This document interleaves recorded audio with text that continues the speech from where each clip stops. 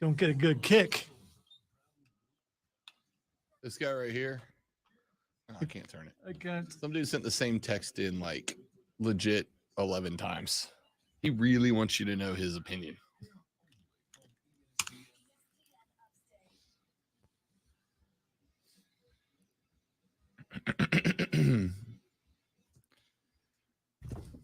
Hello and happy Valentine's Day, lovers. Welcome to a very sensual edition of the Rob Brown Show right here on ESPN Upstate. See, I feel bad. I meant to get some sexy music because, I had an idea and I just I didn't do it. I apologize. It's my fault. But you know what? If we do this and you just go ahead and do it that way. All is forgiven, Lonzo, because today is a day for love, for touching, for kissing, for squeezing each other. What's up, everybody? I'm not going to do that the whole time because it's creepy. Even if it is Valentine's Day, happy Valentine's Day, y'all. Welcome in. Hello, upstate South Carolina. Hello, America. Hello, world. Great to be with you. I am Rob Brown. Directly across from me, the great one, the lover of lovers, the king of emotion. Lonzo is at the board today. And by goodness, are we happy to be back with you? Why?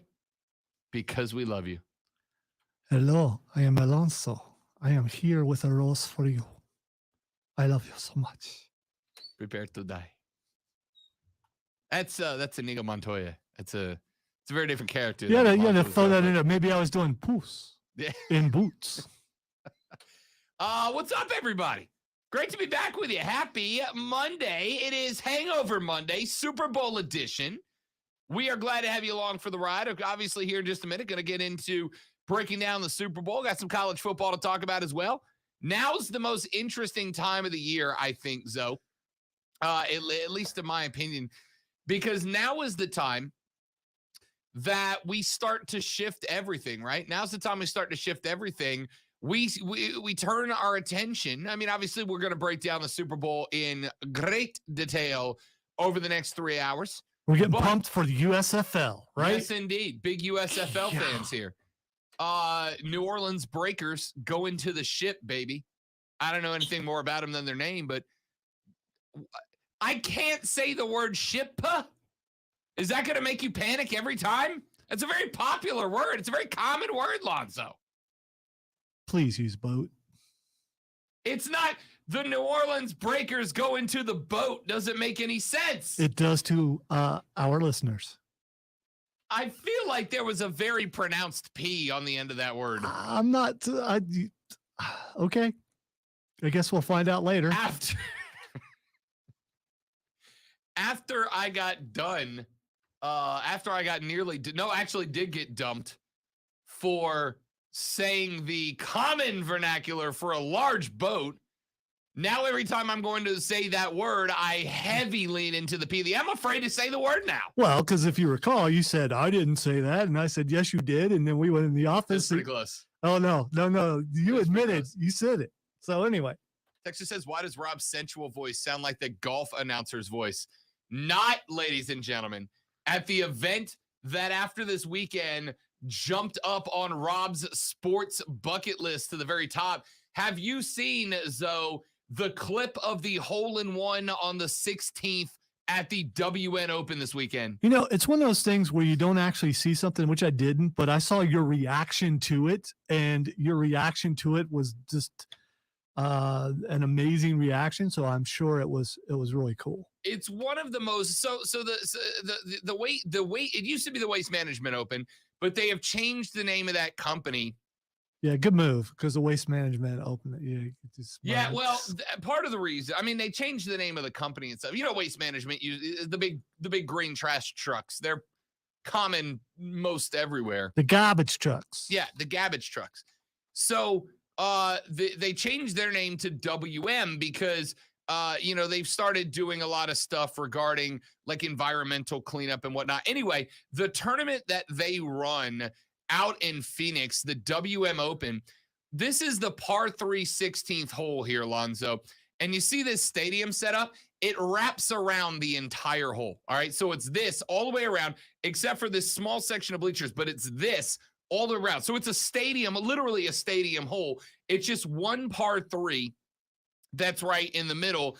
And this is the par 3 16th. And Scott Ryder, who is the golfer here, goes ace, right? Hole in one on 16. And the crowd at these golf tournaments is like crazier than any football stadium you've ever been in your life. But I want you to watch. So you got all of these folks, right? It wraps all the way around. But look at the amount of people that are just slinging booze. It's like a sign of respect to throw your beer or your water, whatever you got out on the course. And that's a cool shot. But I want you to watch the crowd over here. Look at that. How amazing is this? Look at that. Trashing the 16th as a show of respect for Ryder's ace on the hole. And I got to tell you, Zoe, like I already knew the WM was like, if you're going to go to a golf tournament, but you don't want stuck up, stuffy old man golf fans, the WM is the way to go. And that's to me, that's a bunch of trust fund kids out there celebrating, because my understanding, I don't, purchase those kind of drinks, but they're very expensive. And you've got to be the child of a 1%er to be able to afford to sling something that probably costs $10. That, Zoe, that is one of those things that you go, this is special, right? Like, this is special. You don't get to do things like this often. When I went up to New York. Yeah. Why do you smell like beer? I don't drink, Mom. Yes, you do. I smell it. It's all over your clothes. Well, let's but be I honest. was just. If you're going to the Waste Management Open, or as they affectionately refer to it, the Wasted Open Management, or the Wasted Management Open. If you're going to that event, you're not checking in with your mom afterwards, right? Like, it's just not happening. It jumped into it was like the most raucous party I've ever seen wrapped around 16. And it's like that every year, but it was exceptionally wild because Duke got an ace this year, and that hole absolutely popped off. And now all of a sudden, the Wasted Open Management has jumped up to like number 3 on the list of sporting events that I must attend before I kick the bucket, just behind a Super Bowl and a World Cup. That's incredible. Ladies and gentlemen, it is time to start the show, if I may say. Let's do lunch. This is a very nutritious lunch. All the food groups are represented. You guys here? What in the wide, wide world of sports is going on here?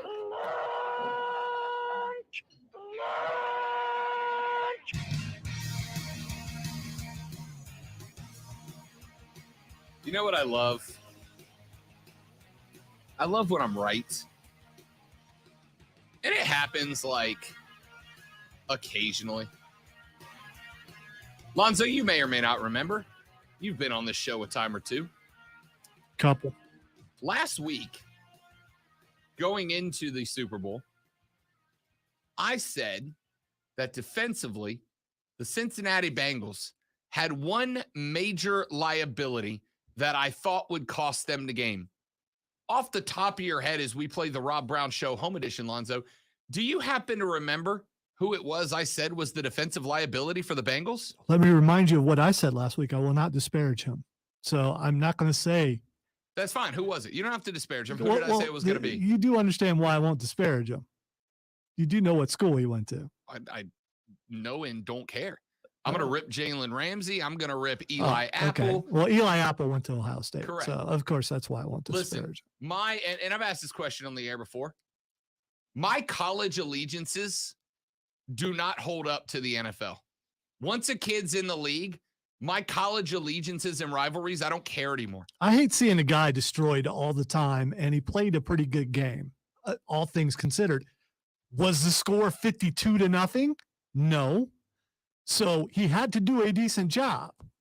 I mean, if you go ahead and ignore him getting absolutely busted up by Cooper Kupp at the end of the game, sure.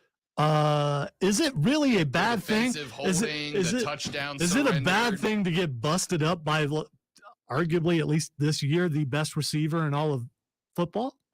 I mean, in the Super Bowl, yeah, it's a bad It's thing. still the best Wild. receiver, still the best receiver in all of football. So, mean- and the eventual MVP, I respect and admire you standing up for a Buckeye. I get it. I understand it. I would do the same for anybody. Look at who you're going up against. You were not going to hold him down the entire game. You're just not. He led the league in receptions and touchdowns and all kinds of stuff. That guy was going to get the ball eventually. In the highest pressure situation, Eli Apple was the liability. All right. Here's the thing.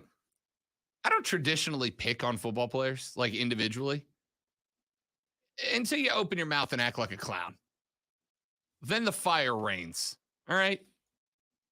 And Eli Apple, you just happen to be the guy that decided that he needed to pop off the last couple of years.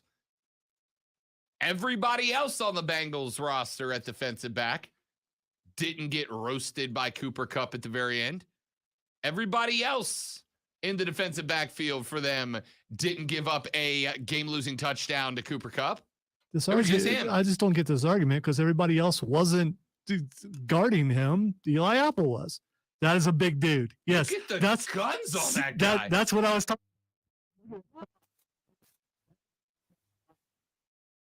Put on the TV right now, and the dude that is running the brake man, the anchor, the back guy in the two-man bobsled looks like Bobby freaking Lashley. Dude is yoked. My, how heavy is that bobsled, Jack? I wonder, do they? Because I thought they had a weight limit for bobsled. Maybe they don't. Because he looked. God. And as they say, muscle weighs more than fat. Dude has to tip the scale at least. What, 250? Yeah, maybe? that guy's going 250, and he is a brick house. Wow. All right. Anyway, that's enough. Texter says, why does Rob Central voice sound like a golf announcer's voice? It just does. If you're into the Jim Nance kind of thing, I mean, whatever. Hello, friends. I won't do it anymore. I will do it again. That's a lie. I will do it again, inevitably.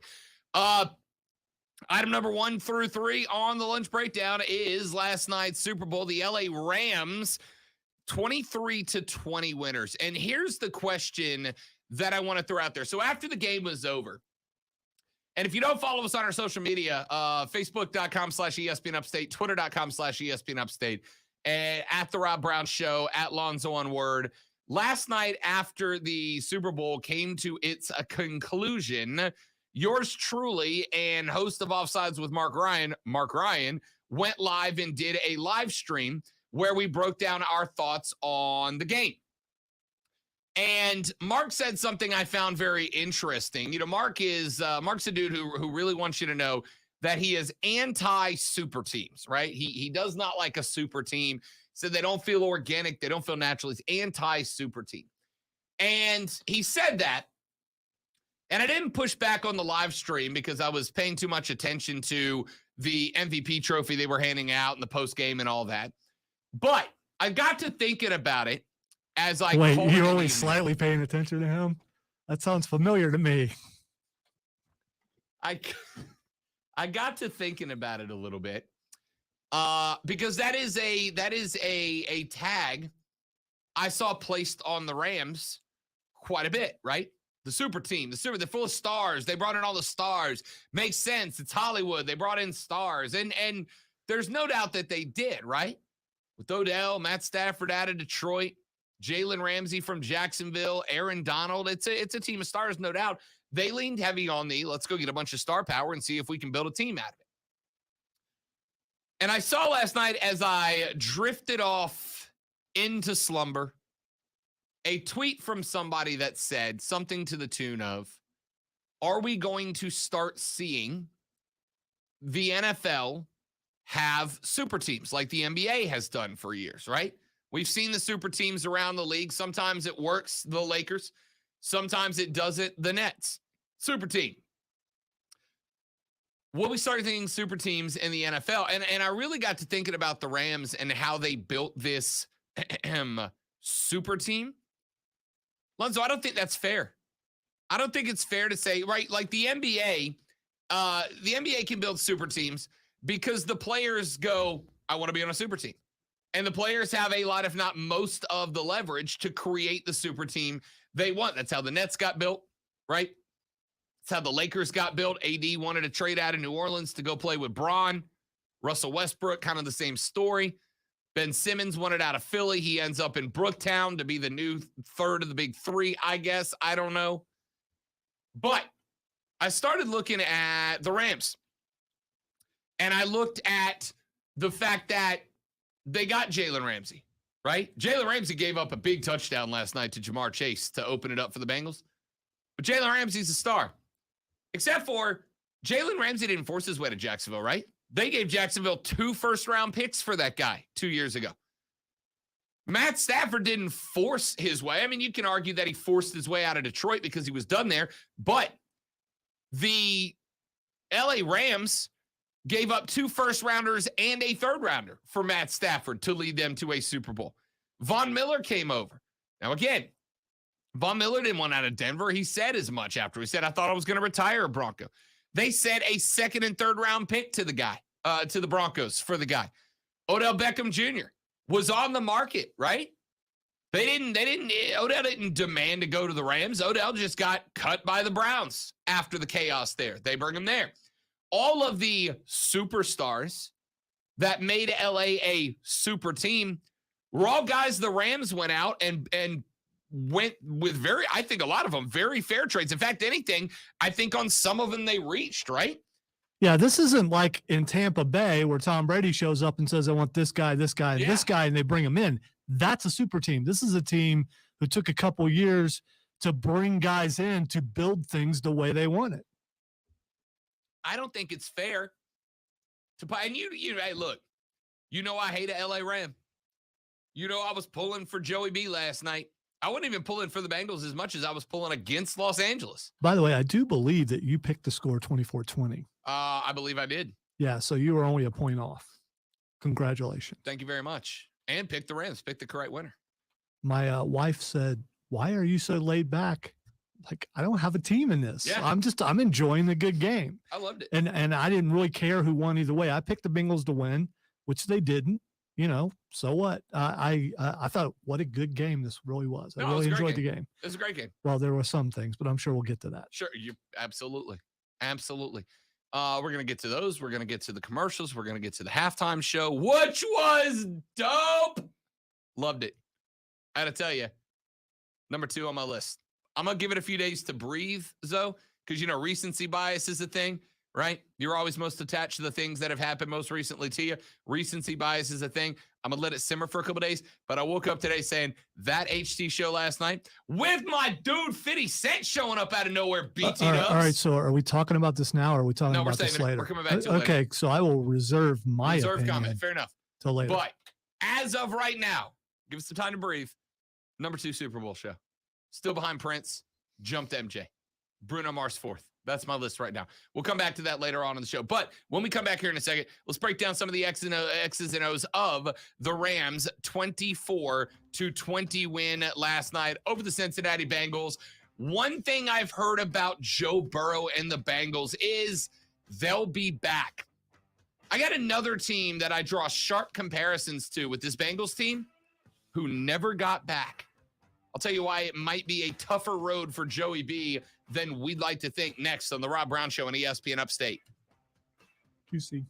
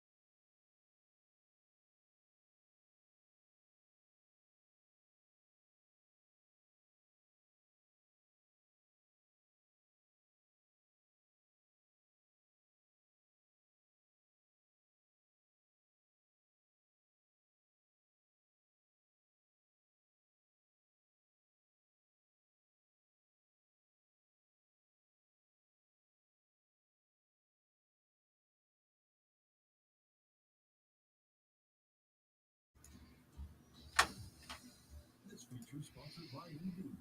If you need to hire, then you need Indeed.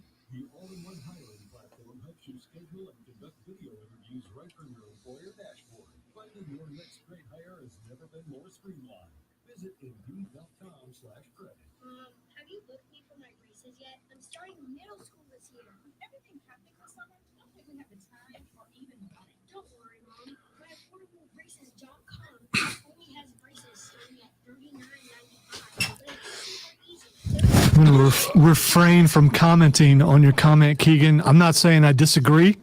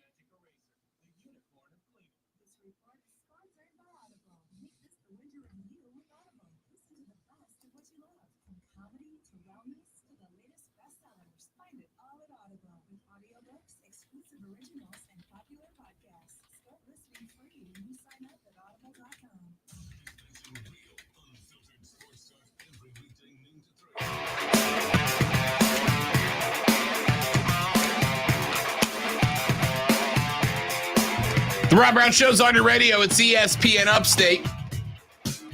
Saturday, I'm driving around. Sunday, I'm driving around. I'm getting ready for the Super Bowl. And I'm listening to talk radio stations from around the country. It's a thing I do. I like to flip from stations. And I was listening to a station in Cincinnati on Sunday early afternoon, I think. I don't remember. Anyway, I was listening to stations out of LA and Cincinnati. And as I listened to one in Cincinnati, obviously electric about their team going to the Super Bowl, I heard a show host in Cincinnati say, the Bengals are playing with house money, right?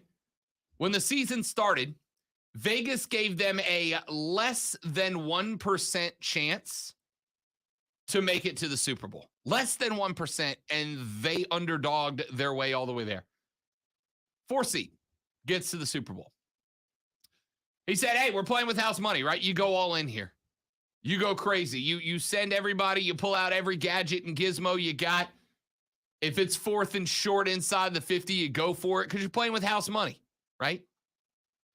And then he said something I have heard multiple show hosts say over the past week, which is, even if Burrow, in the face of a very good LA Rams defense, even if he loses this game, it's okay because he's so young, he will be back. He will be back. Now, initially when I heard that, I kind of subscribed to it a little bit at the beginning. I was like, all right, yeah, a strong possibility, right? Strong possibility. Joey B is young. They got Jamar Chase locked up on a rookie deal for a couple of years. They've got weapons around him. Joe Mixon's going to get better next year, I think. Uzama, the tight end, who had become one of his comfort targets all year, was as reliable at that position as you could ask for out of anybody not named Travis Kelce. This team's young. They're going to spend some time working on the offensive line this offseason. They'll be back. And then I thought, I don't know, man. I don't think you attack this Super Bowl any differently than you attack the Chiefs in their stadium, the Titans in their stadium. I don't think you can change anything. I think you've got to go play your game the way you've played it the whole time and not rely on the, well, we'll be back. Because making a Super Bowl is not easy, right? This team, and Lonzo, if I hit anything that you disagree with me on, feel free to stop me because I really came up with this thought about 2:00 this morning. This team, in a way, kind of reminds me of the 09 Saints team, right? Now, Drew Brees was older at the time, but he wasn't old yet by any stretch of the imagination, right? Brees had another 10 seasons in him at that point. It reminded me of the Saints. You got a wide receiver on the outside, Marcus Colston with the Saints back in the day, Jamar Chase today, that can come up with some spectacular catches in one-on-one pressure. You got some smaller, good but not great, but fantastic possession receivers, T. Higgins on one end. You got a young, quick running back that's a phenomenal bailout option. Joe Mixon with the Bengals. Reggie Bush with the Saints that year. You got a very good but not great defense on the other side of the ball. They remind me a lot of the 09 Saints. How many more Super Bowls did those Saints go to, Lonzo? I believe that would be 0, That right? is correct. Should have gone to one. Screw you, Roger Goodell and the LA Rams. But they never made it back, right? I heard Joey B will be back. He'll be back in this thing. Guys, going to a Super Bowl is not easy. Winning a Super Bowl is not easy, but going to a Super Bowl is not easy. The reason, scratch that, one of the reasons that Brady gets the GOAT label, like it or not, is how many times he went, right? Think of every great quarterback you can think of throughout the NFL. The majority of them went once or twice, and that's it. There's only a handful that went more than twice. It's hard to do. I'm not saying Joey B's never getting back. I hope he does. I like the kid, right? I like the kid. He's got the swag. Doesn't seem like he's got the swag, but he doesn't seem to be a jackwagon about it. Yeah, there's a problem with that, though. And the major problem is what we saw last night and what we've seen all season with the Cincinnati Bengals. If they cannot protect him, he is not going to make it many more seasons, period. You can't take a beating like he's taking multiple years and expect him to be back in the Super Bowl or on the field, period. Oh, if the Bengals don't do something about it. Look, the offensive line lost them the game last night, right? I'm going to make fun of Eli Apple as much as I can, but the offensive line lost in that game. That last possession, Mark Ryan asked the question when we did our post-game press conference last night.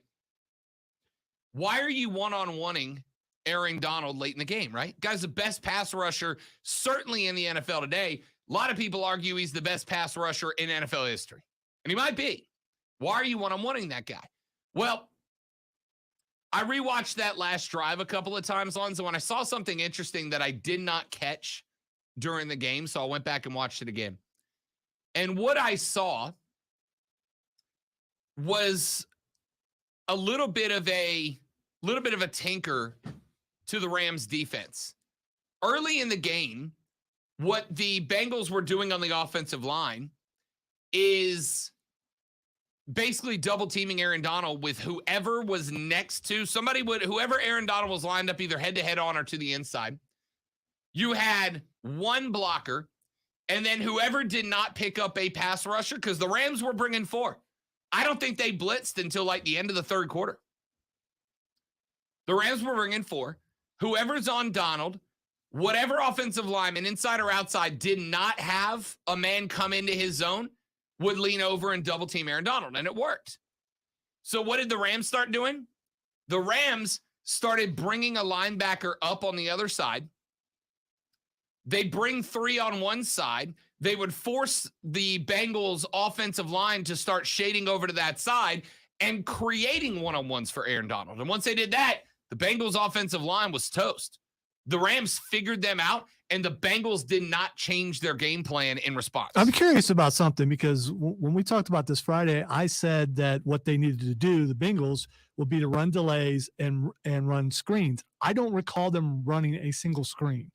Maybe they attempted one and it didn't work. They ran one delay that I recall, and it worked really well.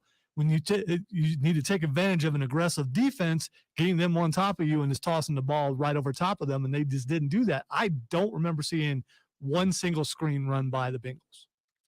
I don't think they did. I know they ran early in the game. They ran kind of a quick out to Joe Mixon, and the Rams blew it up. There was a second one they tried that was less of a flat and more of kind of an off the tight end little out route. And they got unlucky because the inside linebacker of the Rams got caught out of position, but the position he got caught out of put him into position to knock down that throw. They got unlucky on that. But again, especially when you're talking about in the third quarter, when things started turning around for that defense is when they started blitzing. When they start blitzing, then you take advantage of that and start hitting some of those passes because you have less guys out there defending it. And they didn't seem to adjust, and they seem to be a team that adjusts really well in the second half coming out of halftime. That's how they're able to come back so much.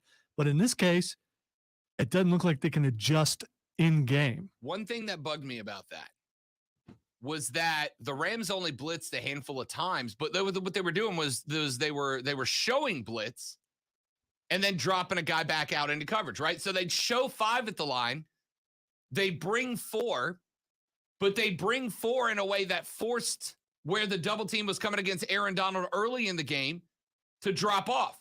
So Aaron Donald ends up creating one-on-ones, and on those last 2 plays, you had the run on 3rd and 1, then you had, for whatever reason, explain to me why Zach Taylor on 4th and 1 with the Super Bowl on the line. I don't care that you throw the ball there, right? Your bread and butter was throwing the ball. I got no problem with you throwing the ball there. I never understood why it was you had wide receivers running 5-yard outs and 5-yard ins when you needed one, right? How do you not have one guy try to get under the bump and run and at least draw a pass interference? I'll never understand that play call. I don't get it. But on those 2 plays, if you go back and watch them, on the run stuff, it was Aaron Donald that shut it down, right? Because Donald's stiff arm, he gets the guard coming over, the tackle blocks to the outside, the guard comes in, Donald stiff arms the offensive guard, stands him straight up. Now the running back has to basically run under Aaron Donald, which isn't going to happen because he was low man on the spot. And as any good offensive lineman will tell you, Lonzo, low man wins the fight 95% of the time, right? Absolutely. Without a doubt. And that's what Aaron Donald does. Wins the fight, stiff arms the offensive line, gets hand on jersey, stands him up, and kills that running lane. So Joe Mixon runs right into the tackle. On the next play, they move Donald to the other side. They run the same scheme again. Bring 3 to the other side, force the center to pull, show a block on the outside so the tackle's got to come out. The guard is now one-on-one with Aaron Donald. Donald runs him back 3 feet, swims to the inside. Joe Burrow's standing there like a statue waiting for a 5-yard out route to develop on a 4th and 1, and Donald ends the game. The Rams get credit here because they came up with an incredible scheme that increased the chances that Aaron Donald would have one-on-one formations, which he did all throughout the 3rd and 4th quarter, and it paid off. All of a sudden, the guy who was expected to, I told you on Friday, if the Rams win this football game, it's going to be because their front 4 is better than the Bengals offensive line. And that's where they won and lost the game. I'm gonna have jokes for Eli Apple. Cooper Kupp was absolutely clutch, right?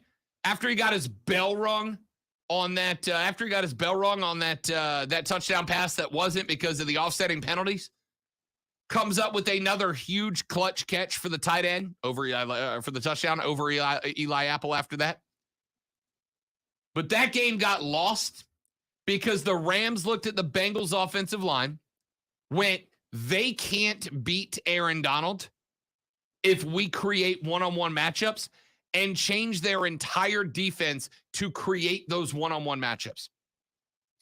All right, a couple of texts that have come in, including one I'm going to address in the next segment that said officiating changed at the end of the game. I absolutely agree, and I'll address that when we come back. My name is Rob Brown. Lonzo's on the 1s and 2s. You're listening to The Rob Brown Show on ESPN Upstate.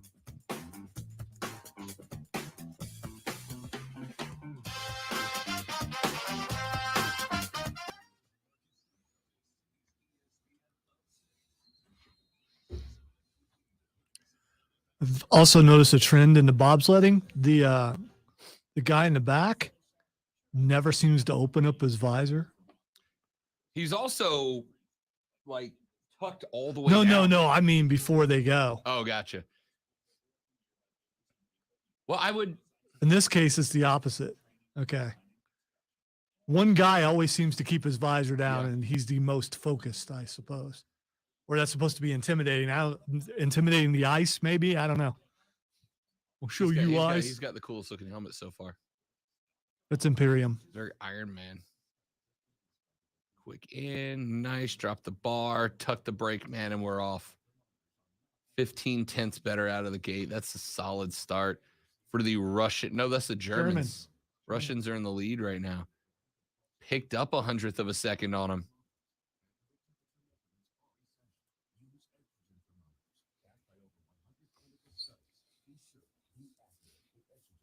Dude, this guy's smooth. Look at that. No wall contact at all. None. Wow.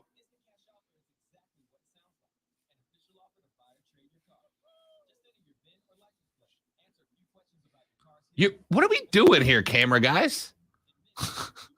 What are we?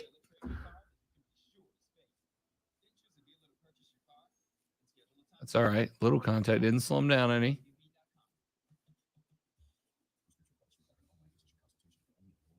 Oh, yeah. Good run.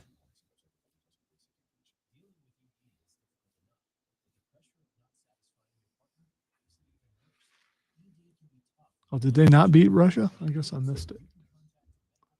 A little poll in the way. So Deutschland.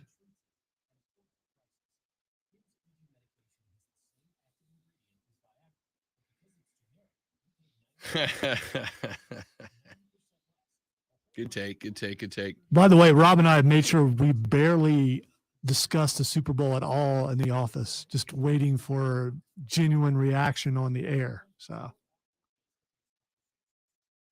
Yeah, no, Joe, it's not easy, man. It's not easy. I'll tell you the truth. Lonzo and I talk sports in the office, but it's a solid 10% of the conversation we have in there. And I would say of the sports we talk in the office, it's mostly wrestling. it's mostly yeah, wrestling. It is mostly wrestling. And even the stuff that's not wrestling is not ordinarily stuff that I'm like, ooh, this is a segment. Sometimes we stumble into something that I'm like, oh, let's ask that on the air. Yeah, we spent a lot of time talking about Boba Fett and Eagle versus Gator Loki today.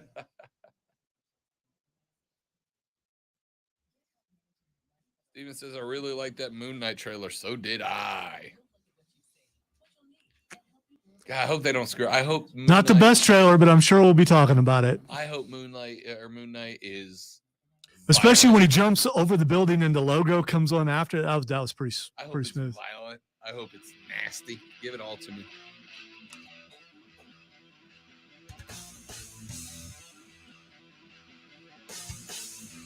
Dexter says the officiating changed at the end of the game, and it absolutely did. It absolutely did. The first half, I actually commented at one point that I was impressed, genuinely impressed with how the officials were handling the game, right? I thought they were letting the guys play. They weren't calling stuff that was off ball. They were letting hands go as long as they didn't directly impact the outcome. I thought it was good officiating. Very rarely do I give NFL officials credit for anything. I thought the first half was well officiated.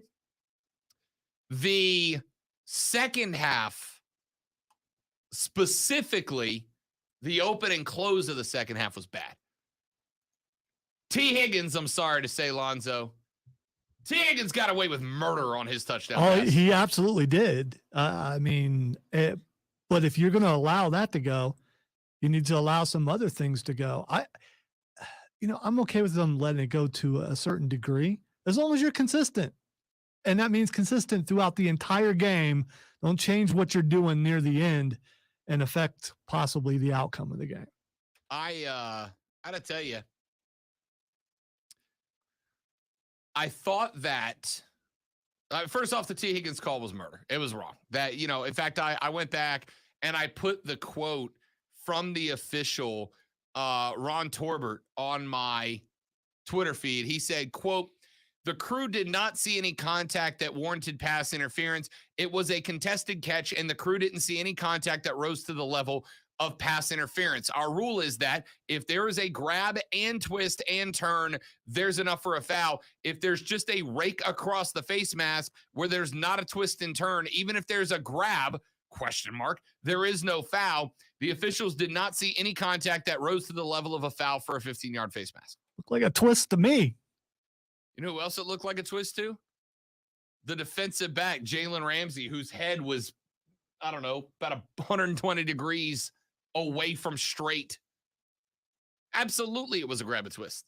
But see, the thing here is NFL officiating, they don't admit mistakes, right? They'll never admit mistakes. Even when there is a clear one, they won't admit mistakes like that one. But, mistakes happen. And as far as I'm concerned, I went, that's for the pass interference call, you jerks. No, I'm not over it. Never will be. But when you make or don't make a call that you should make, sometimes you find a way to make it up to the other team. You mean like by calling a questionable defensive holding on the exact same play that you blew a false start on? Like when 4 of the 5 offensive linemen jump before the ball is snapped, you don't call a clear and obvious false start, and then you call a defensive holding on a team that had a very ticky-tack arm across the back on a pass that was just badly thrown, giving the LA Rams 1st and 10 inside the goal? Just hypothetically, Lonzo, is that what you're talking about? I'm just curious. I didn't think it's a conspiracy. It's just what happened, right? So my question is, this is why I think it's conspiracy. Who made the phone call to the refs? Was it Goodell or was it both of them? I think it was the ref just going, we screwed up, but we can't admit it. We got to make good somewhere. Here's a good chance, right? It's a make good call. But how do they know that it's the exact point that will change the outcome of the game, though? I don't know if they do. But I also know the Rams were trailing. They were deep down inside of Cincinnati territory. If they were going to put up 7 on the board and get back into the league, that was the best chance for it to happen, right? That's a makeup call. My text went off because, I got like 3 or 4 different groups I'm texting about the game with while I'm watching. My group text went off. People were like, whoa, Rob, was that the right call? Nope. The problem is not the call, Lonzo. So people actually ask you for my opinion on things. If it was Isn't it weird? And if you so whatever you say goes. Shockingly, yeah. Okay. One of the groups is a group of my old fraternity brothers. The guys that call me from various golf courses around the United States just to make fun of me on air. Yeah, they're a little busy, so Those they don't have guys. time to watch football as closely as you do. Yeah, so, those guys. It was not worthy of a call, but the problem I have isn't just the call, Lonzo. It is the consistency of the calls or lack thereof, right? It's the consistency of the calls or the lack thereof.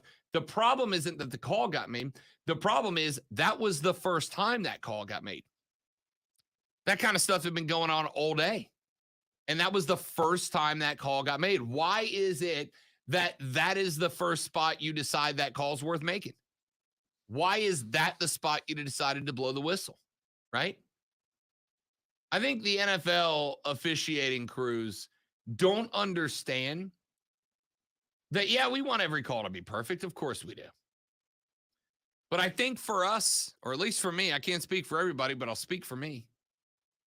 For me, it comes down to, if it's a foul in the first quarter, it's a foul in the fourth, right? And if it's not, it's not.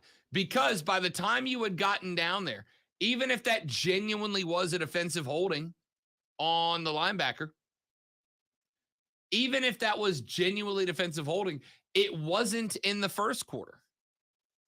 In the first quarter, stuff like that was happening all over the field, and you didn't call it. So for 3.5 quarters, these guys are playing, understanding that this is the way this call is going to be made. So let us roll with it. And then in the fourth quarter, you go, no, never mind. That's pass interference. 1st and 10 Rams, 1st and goal Rams.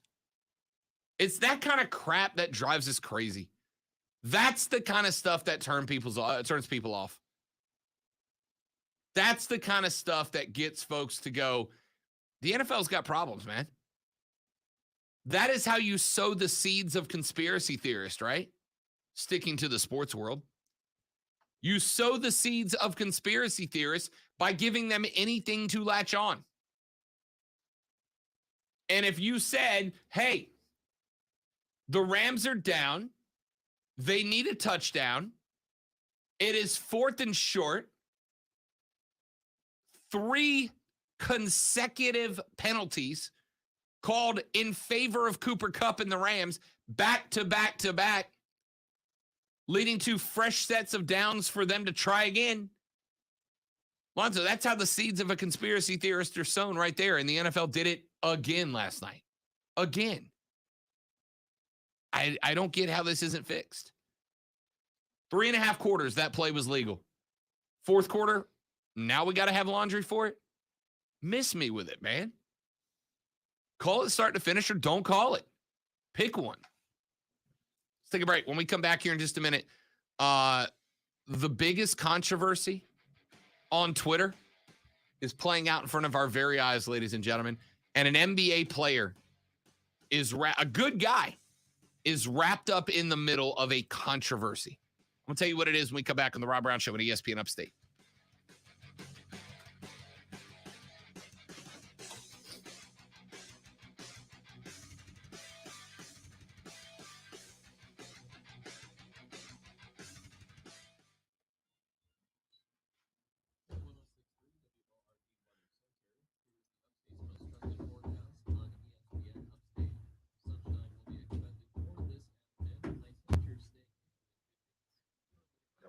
What hairs?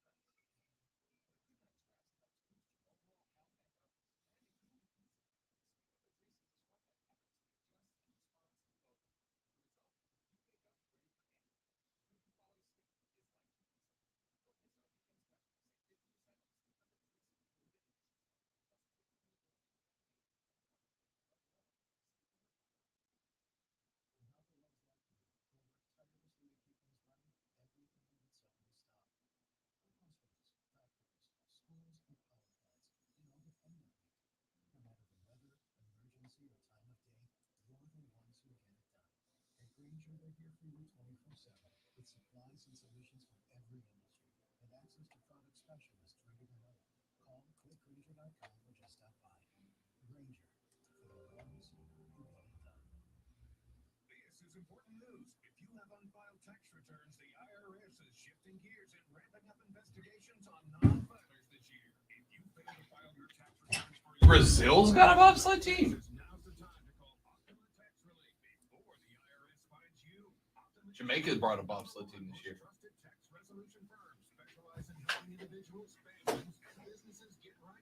Yeah, you need to do that before you go down that hill, dude. You just said a prayer. I don't blame them. It's the Catholic thing. I don't know what it's called. Sign of the cross. Is it? Okay.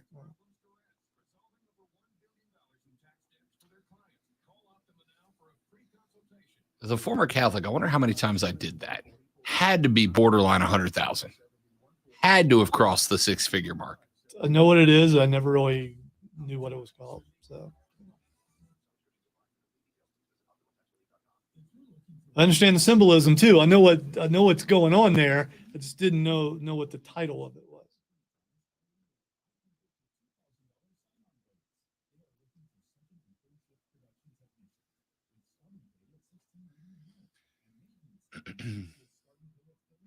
Zoe, did you see where Stafford and his girls were playing in the confetti? That was such a great sight. Could you imagine sharing something like that with your kids? Oh, that would be extremely cool. It absolutely would. And yes, I would be making a confetti angel. Of course. Bree, I have a copy of the New Orleans newspaper the day after the Saints won, and the two pictures on it were Breeze holding up the trophy and then Breeze holding his kid with his headphones on. It was kind of cool. Keegan says, were the commercials disappointing to you this year? It was all crypto and electric cars. The movie trailers were good, but the commercials were mad. Yeah, I thought the commercials were like, there were a couple okay ones. Yeah, there were a couple that the NFL one was really good. The NFL one was good. They put a lot of work behind it. I like the I like that guacamole they one. made Peyton's forehead life size. Yeah, That was fun. I like the guacamole one. Yeah. We drove 3 months by cart to get the. I just thought that was pretty good. This would go great on a salad. Yes, Caesar, we get it. You Yeah, like salads. yeah. See, I just up to that point, I was like, man, these things suck. And then they played that. I was like, okay, we got some hope. And then they started to ramp up a little bit. But yeah, if you drive a muscle car, you're in trouble because apparently, like we didn't know this, they really want you to buy an electric car. Get you one of those Mustang hybrids. Yeah, I'm just, no. I'll be I'll get an paying. electric car when I can afford one. I'll do it when I'm forced to.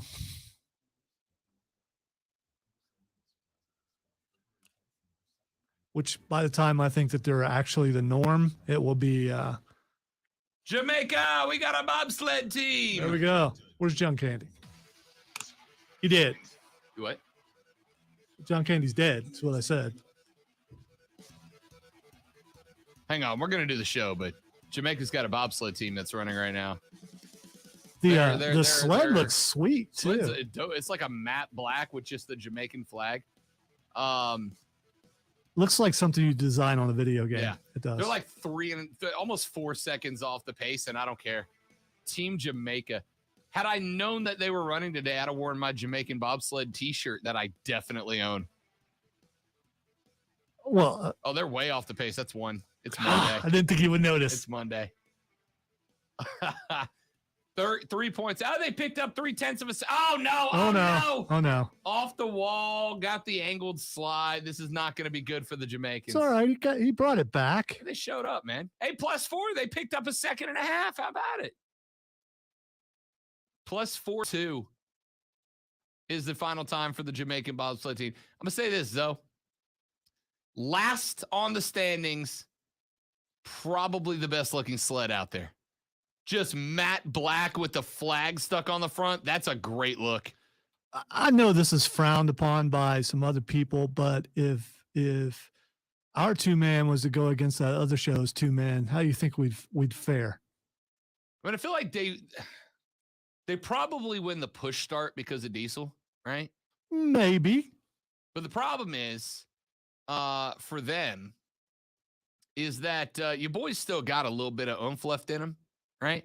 I feel like Diesel might get me by like 0.2 on the push start, but then I feel like coming down the hill. Hey, I know I'm old, but I think I could outpush the other would you push person. or would I? No, they both push. Right. But Yeah. the guy in the back, because the guy in the front Well- jumps in, the guy in the back pushes by himself for about 10 feet. I think we'd go and experiment at leg day and see who's got the Leg most day. left. Yeah. Oh, man. You want to kiss my lucky egg? All right, ladies and gentlemen, 1 hour in the books. I promised you an NBA controversy, but I ran out of time here. I'll give it to you when we come back on the Rob Brown Show on ESPN Upstate.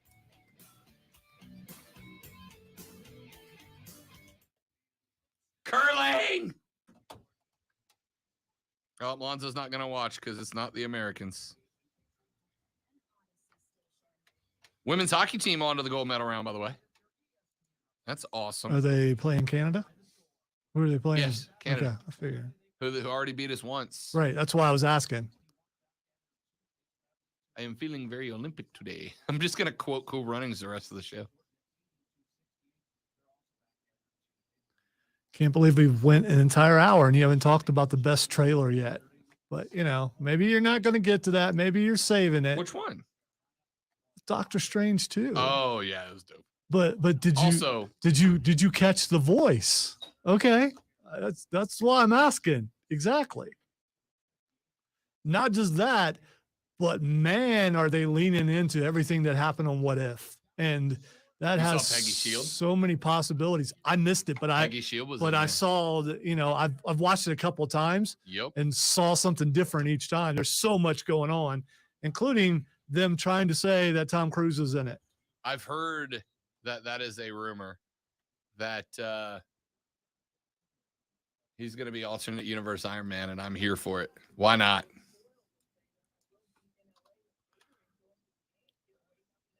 We'll see if they make him look taller compared to, I mean, you're not going to put him up standing next to Thor or something.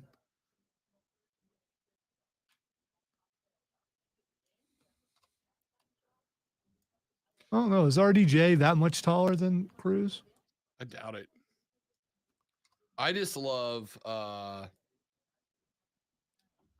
that if you boil it down, theoretically speaking, all of this is happening because MIT rejected Peter Parker. Like, if he Thank got you, into MIT. MIT, none of Yeah. this would have happened. That is true. Stinking MIT. Although you could say Strange in his arrogance eventually would find a way to do, something equally as bad. But yeah, it does come down to MIT.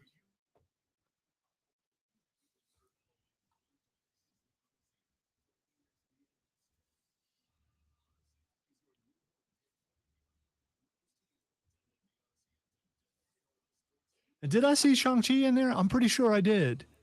Who's the? It looked like him fighting with the rings. I'm gonna have to go back and watch it again. Well, they show him standing in what looked like the setting of the Someone's Battle of fighting with Shang-Chi. something whipping Yeah. around him, and I thought that might have been him. But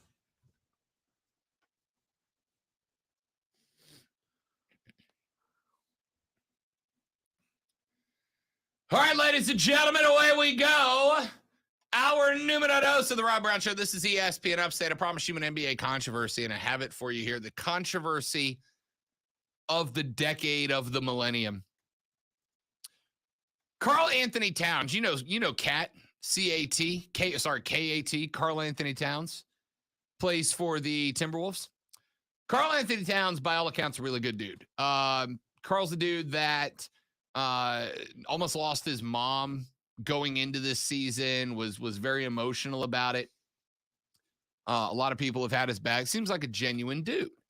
Well, Karl Anthony Towns set Twitter on fire, Lonzo, because Karl Anthony Towns sent out a tweet. Now, like the rest of us, Karl Anthony Towns is playing Wordle. Lonzo, have you given into the Wordle craze yet? no, I have not. Just because I would be judged on this show, and if I'm not adequate at it, when there's from what I understand, an expert across the glass from me, so why get into that? I don't want to create friction. So because I might do it and be better than the person across from me, or I might do it and be horrible at it. So I'm refraining. It's popular, I don't care for popular things too much. He's a contrarian, ladies and gentlemen. Just admit it, Lonzo. I am the king of contrarians. Your boy is a pretty solid Wordle player. All right. I am currently sitting on. Would you consider yourself a braggart about it also, or would To that some just degree. be just throwing stats out there and let people judge it the way they Well, will? I think we're all. If you play a game that requires you to guess Scrabble words and then you're like, let me make a social media post about this, I think you're a bit of a braggart, right? I think you kind of have to be. I am not making posts because I got it right. I am making posts, Lonzo, because I have got it right 39 consecutive days. All right. I have not missed a Wordle in over a month and a week. All right, for those of you who are not on stream, ESPN Upstate, Facebook, and he is showing me as if I would doubt him, as if I didn't already see him tweet about it every single time that he, Correct. Yeah. 39 consecutive correct answers. The lady friend and I are in a competition, right? She's like 5-6 days behind me. And basically whoever gets the longer streak has bragging rights that equate to nothing, but You know, Lonzo, I hate to lose. I was going to say, are there consequences? No. I mean, you know. Yes, the other person for the rest of until you break their streak is going to go. Oh, I thought maybe, you know, the person who loses first has to dog sit while the other one takes a nap. Bragging rights. Okay. The worst of punishments. The worst of punishments. Especially if it's brought up multiple Oh, times and it when would you are be. the victor. Yes. So, Oh, she will do the same. So, 100%. If I beat her, she won't hear the end of it. But if she beats me, I won't hear the end of it. Karl Anthony Towns plays Wordle too. And KAT the other day posted his Wordle score, as all of us do, right? And when you do it, it puts up, why is it so sticky today? It puts up the grid. Green means you got the right letter in the right place. Yellow means you got a correct letter that's in the word, but not in the right spot. And blank means that letter was not in the puzzle. So KAT puts up his Wordle score on last Friday. And he got the first letter correct, the next two letters incorrect, and the last two letters correct. Then in his second effort, he got the first, fourth, and fifth letters correct. The second letter is in the word, but not in the correct spot. And then in the third guess, he claims to have got it right, except for Lonzo, some grammar Nazis, some word police out there. Jumped haughty on him. people. Yes, some haughty intellectuals jumped on him because the word on Friday was ulcer, ULCER. And he seems to have gotten it on his third chance, except for based on the combination of letters that he got first and fourth and fifth in those places, and the fact that there are only 26 possible combinations of words. There are only 26 possible combinations of characters in the language that would fit with the word opening with U and ending in ER. And none of those other words are accepted by Wordle as of right now. People went and checked. That Karl Anthony Towns was accused of cheating at Wordle, ladies and gentlemen. Perhaps one of the most despicable acts that one could do. I was trying to find a better word than do. Perpetrate. That's what I was going for. Well, obviously the camera is on you while you're doing it, and whether you think you're being watched or not, you are, because you have a phone. So they would know if you were cheating right away. So they could No. hack his phone and know that he didn't say, hey man, what do you think this is? Because wouldn't that be considered cheating? They scienced this and said that based on the combinations of letters that Towns got right, which was the U and then the E and the R at the end, there was no possible way for him to have missed the letter that he did in the second guess and then get it on the third. But then Karl Anthony Towns responded and said that while Wordle said it was puzzle number 237, he had actually paused Wordle 236 and was completing the days before, which was the word pause. And that's what ended up happening. Ladies and gentlemen, the scandal of the century. An NBA player has been found cheating at Wordle, and the internet lit him up for it. The good news about this, Lonzo, the good news about this is that there's nothing else wrong going on in the world to worry about more than Karl Anthony Towns' Wordle cheating. That's the good news. The world is in such a great spot that an NBA player cheating at Wordle is deserved of tens of thousands of responses. Has he issued a team prepared apology yet? Not yet. Because, you know, they usually take care of it in such a scandalous situation. Has he been fined by the NBA? Nope, no suspension. Has he been kicked off of Wordle for like a Nope. week? Not yet. Not yet. Has he been Has not been unfriended traded to the or- Philadelphia 76ers? or unfollowed by all these people who found out that? I don't know about Okay, that. all I right. don't know about that. So there you go, ladies and gentlemen. The scandal of the century. Karl Anthony Towns is cheating at Wordle. Unbelievable. Unbelievable, Karl. Another reason why I won't play, because, you know, if you are an NBA player and you're well off money wise, but you feel the pressure to have to cheat on something just because you want to be popular with everybody, no, thank you. have you ever, Lonzo, not in the highest level of competition, but like a bet with a friend or anything like that, have you ever skirted the rules or skirted honor in order to pick up a dub in something relatively meaningless?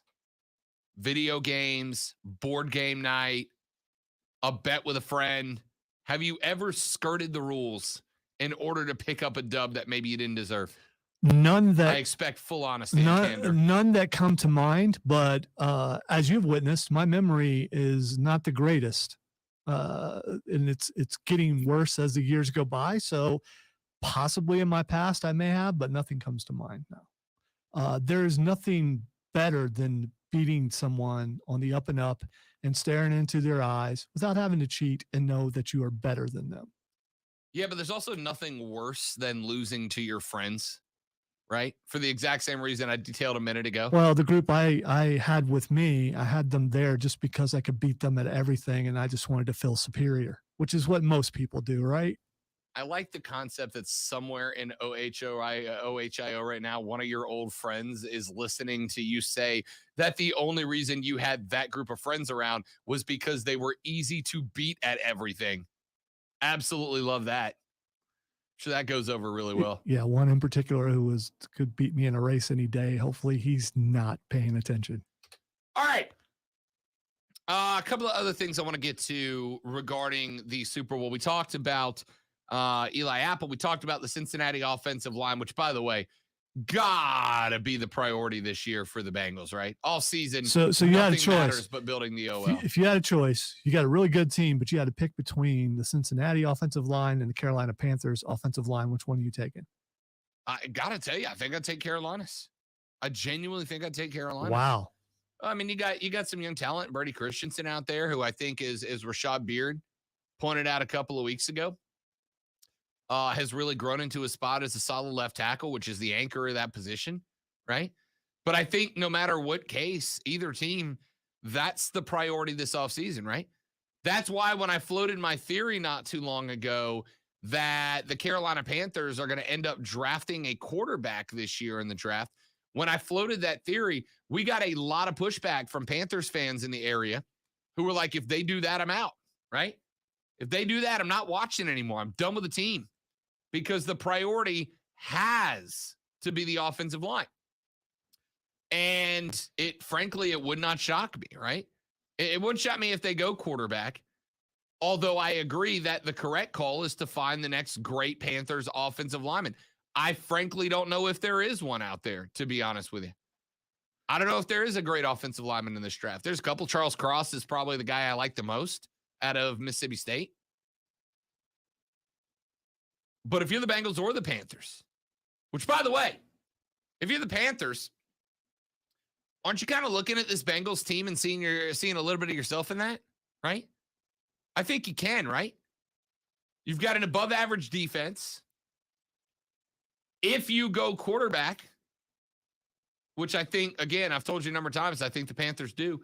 If you go quarterback here, you end up in a spot where you've got a young, hyped-up quarterback, whether it's Malik, although I've heard more and more that Kenny Pickett's the guy, that Carolina sold on Pickett, which I don't love the pick. I think I'd take Malik because, as I said on the show last week, Lonzo, I think that Kenny Pickett's probably the guy that's more NFL ready today, but I think Malik Willis has the higher long-term upside, right? I think he's got a chance of being good for longer, better for longer in the National Football League. So I think that I'd prefer Malik, but remember, if you're Matt Rule, you got 1 year to save your job. 1 year. So you might go the guy that's ready now as opposed to the guy that might take another year or two to get ready to be the guy in Malik Willis. And if that is ultimately the case, right? If that ultimately turns out to be the case, Carolina's got a young, excitable quarterback coming in. You've got a mediocre offensive line to work with, but the Bengals just made the Super Bowl with one. If CMC doesn't get traded, and by the way, I have heard nothing in terms of CMC being shopped around right now. I've said for a while, I think if the Panthers can grab 2 or 3 first-round picks for Run CMC, that trade gets done before they even hang up the phone for the first call. But I've heard nothing about offers. I've heard nothing about opportunities for trade. I've heard nothing about any of it so far. And if CMC can come back and stay healthy, you've got an offense and, by the way, a good young receiving core, right? There's a lot of the Carolina Panthers in the Cincinnati Bengals, I think, Lonzo. I think there's a lot of similarities there that if you're a Panthers fan, it's okay to be mildly, cautiously optimistic that if you can go find a Joey B out there somewhere, maybe that's the piece that needs to happen. Yeah, except for there's no Joey B out there right now. None of those guys, no way that they're on the par with Joe Burrow. And as far as the trade goes for McCaffrey, he'd have to go to a team that has a ton of draft capital, and who out there has that, who would need a running back. I mean, New England, maybe, I don't know, since they always seem to hoard a bunch of picks. I don't know, man. The problem you're going to bump to, as we talked about, is anybody going to give you 2 first rounders and a second rounder for a guy that's played 10 out of the last 36 games or whatever it is, right? Guy's playing in less than 1 out of 3 games. Is anybody going to give you what he would have been worth 2 years ago for Christian McCaffrey? And if not, Lonzo, is there a point where CMC's potential, if he can stay healthy, outweighs the amount that you'd be able to get back for him, right? If somebody called you right now and says, we'll give you a first-round pick, end of negotiations,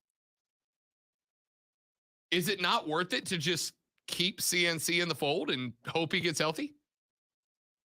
For sure, especially because still in recent memory, he was really good when he's healthy. He's really good, arguably one of the top 2 running backs in all of football. So if that guy's coming back, you want to keep that guy. If he's healthy, right? And the person who you might consider 1 or 2 may not be around. Yeah, and that's the other part of it is even if you get a first and a second, right? If you get into a first and a second, you end up in a situation where you might get a 13th, and there's no offensive linemen that are valued as good picks at 13, right? It's still capital. You trade back. Somebody wants to jump up and take Kenny Pickett at 13 because you took Malik at 6 or vice versa. Maybe you can trade it back.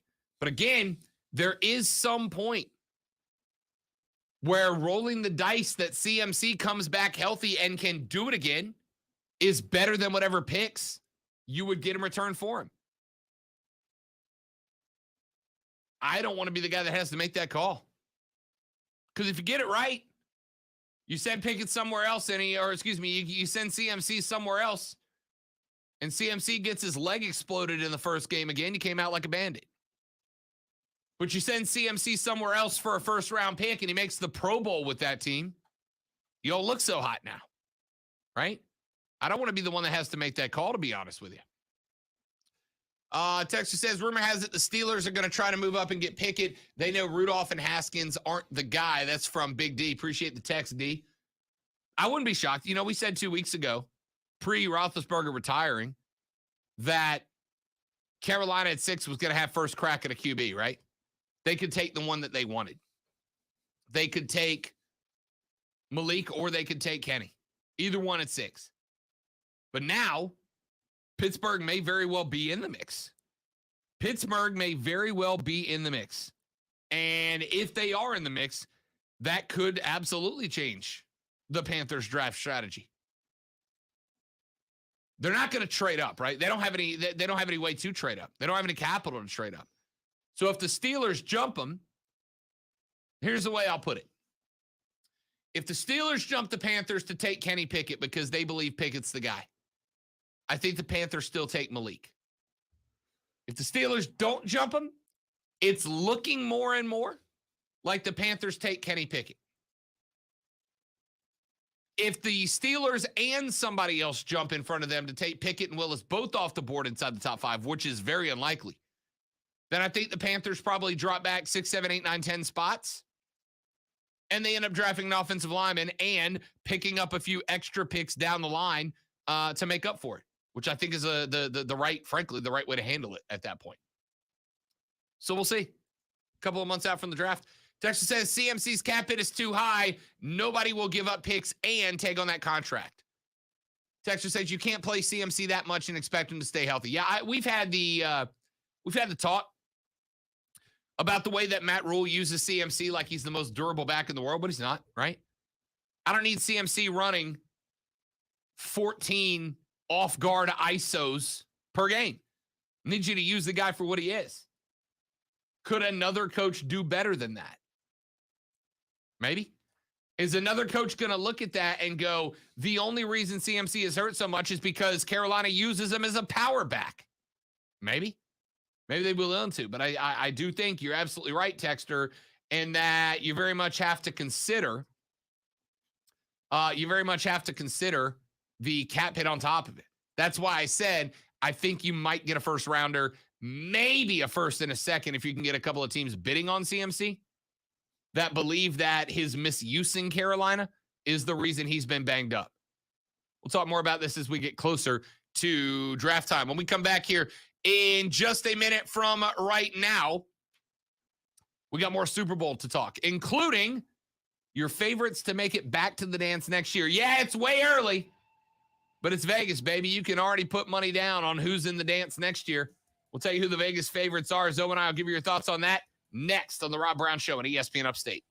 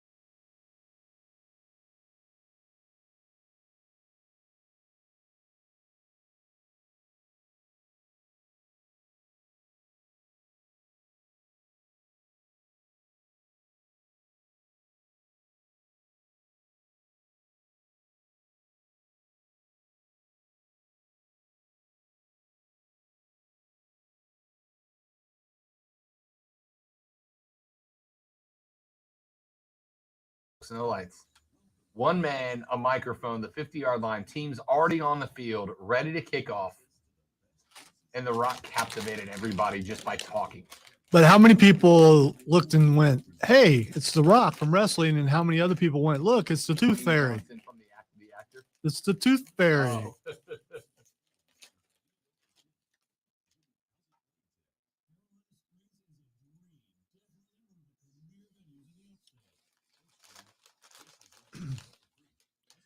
Yeah, I like The Rock being out there.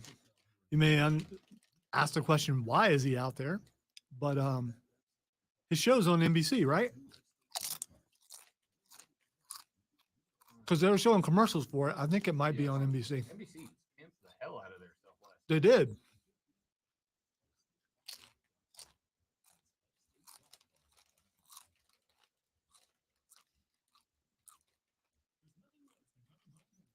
And it's Hollywood. And he's in like every other movie that comes out. So It really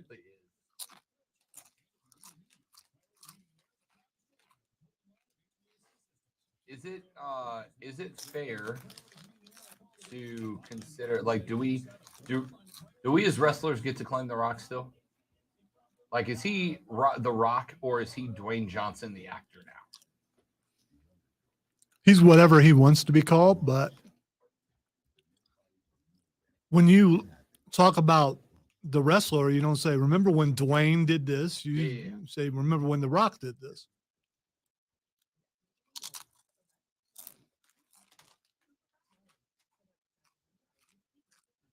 And I don't think he would redo his intro music, The Rock says, to Dwayne says. I don't think so.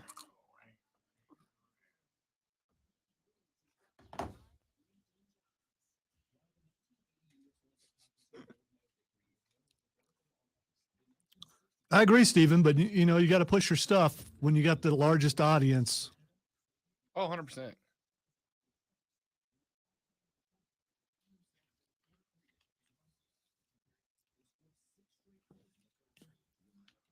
Play in front of your largest audience. That's why we don't run our commercials during our own shows. That was just to make me laugh. This is an inside jab. Was down for it. Gut punch.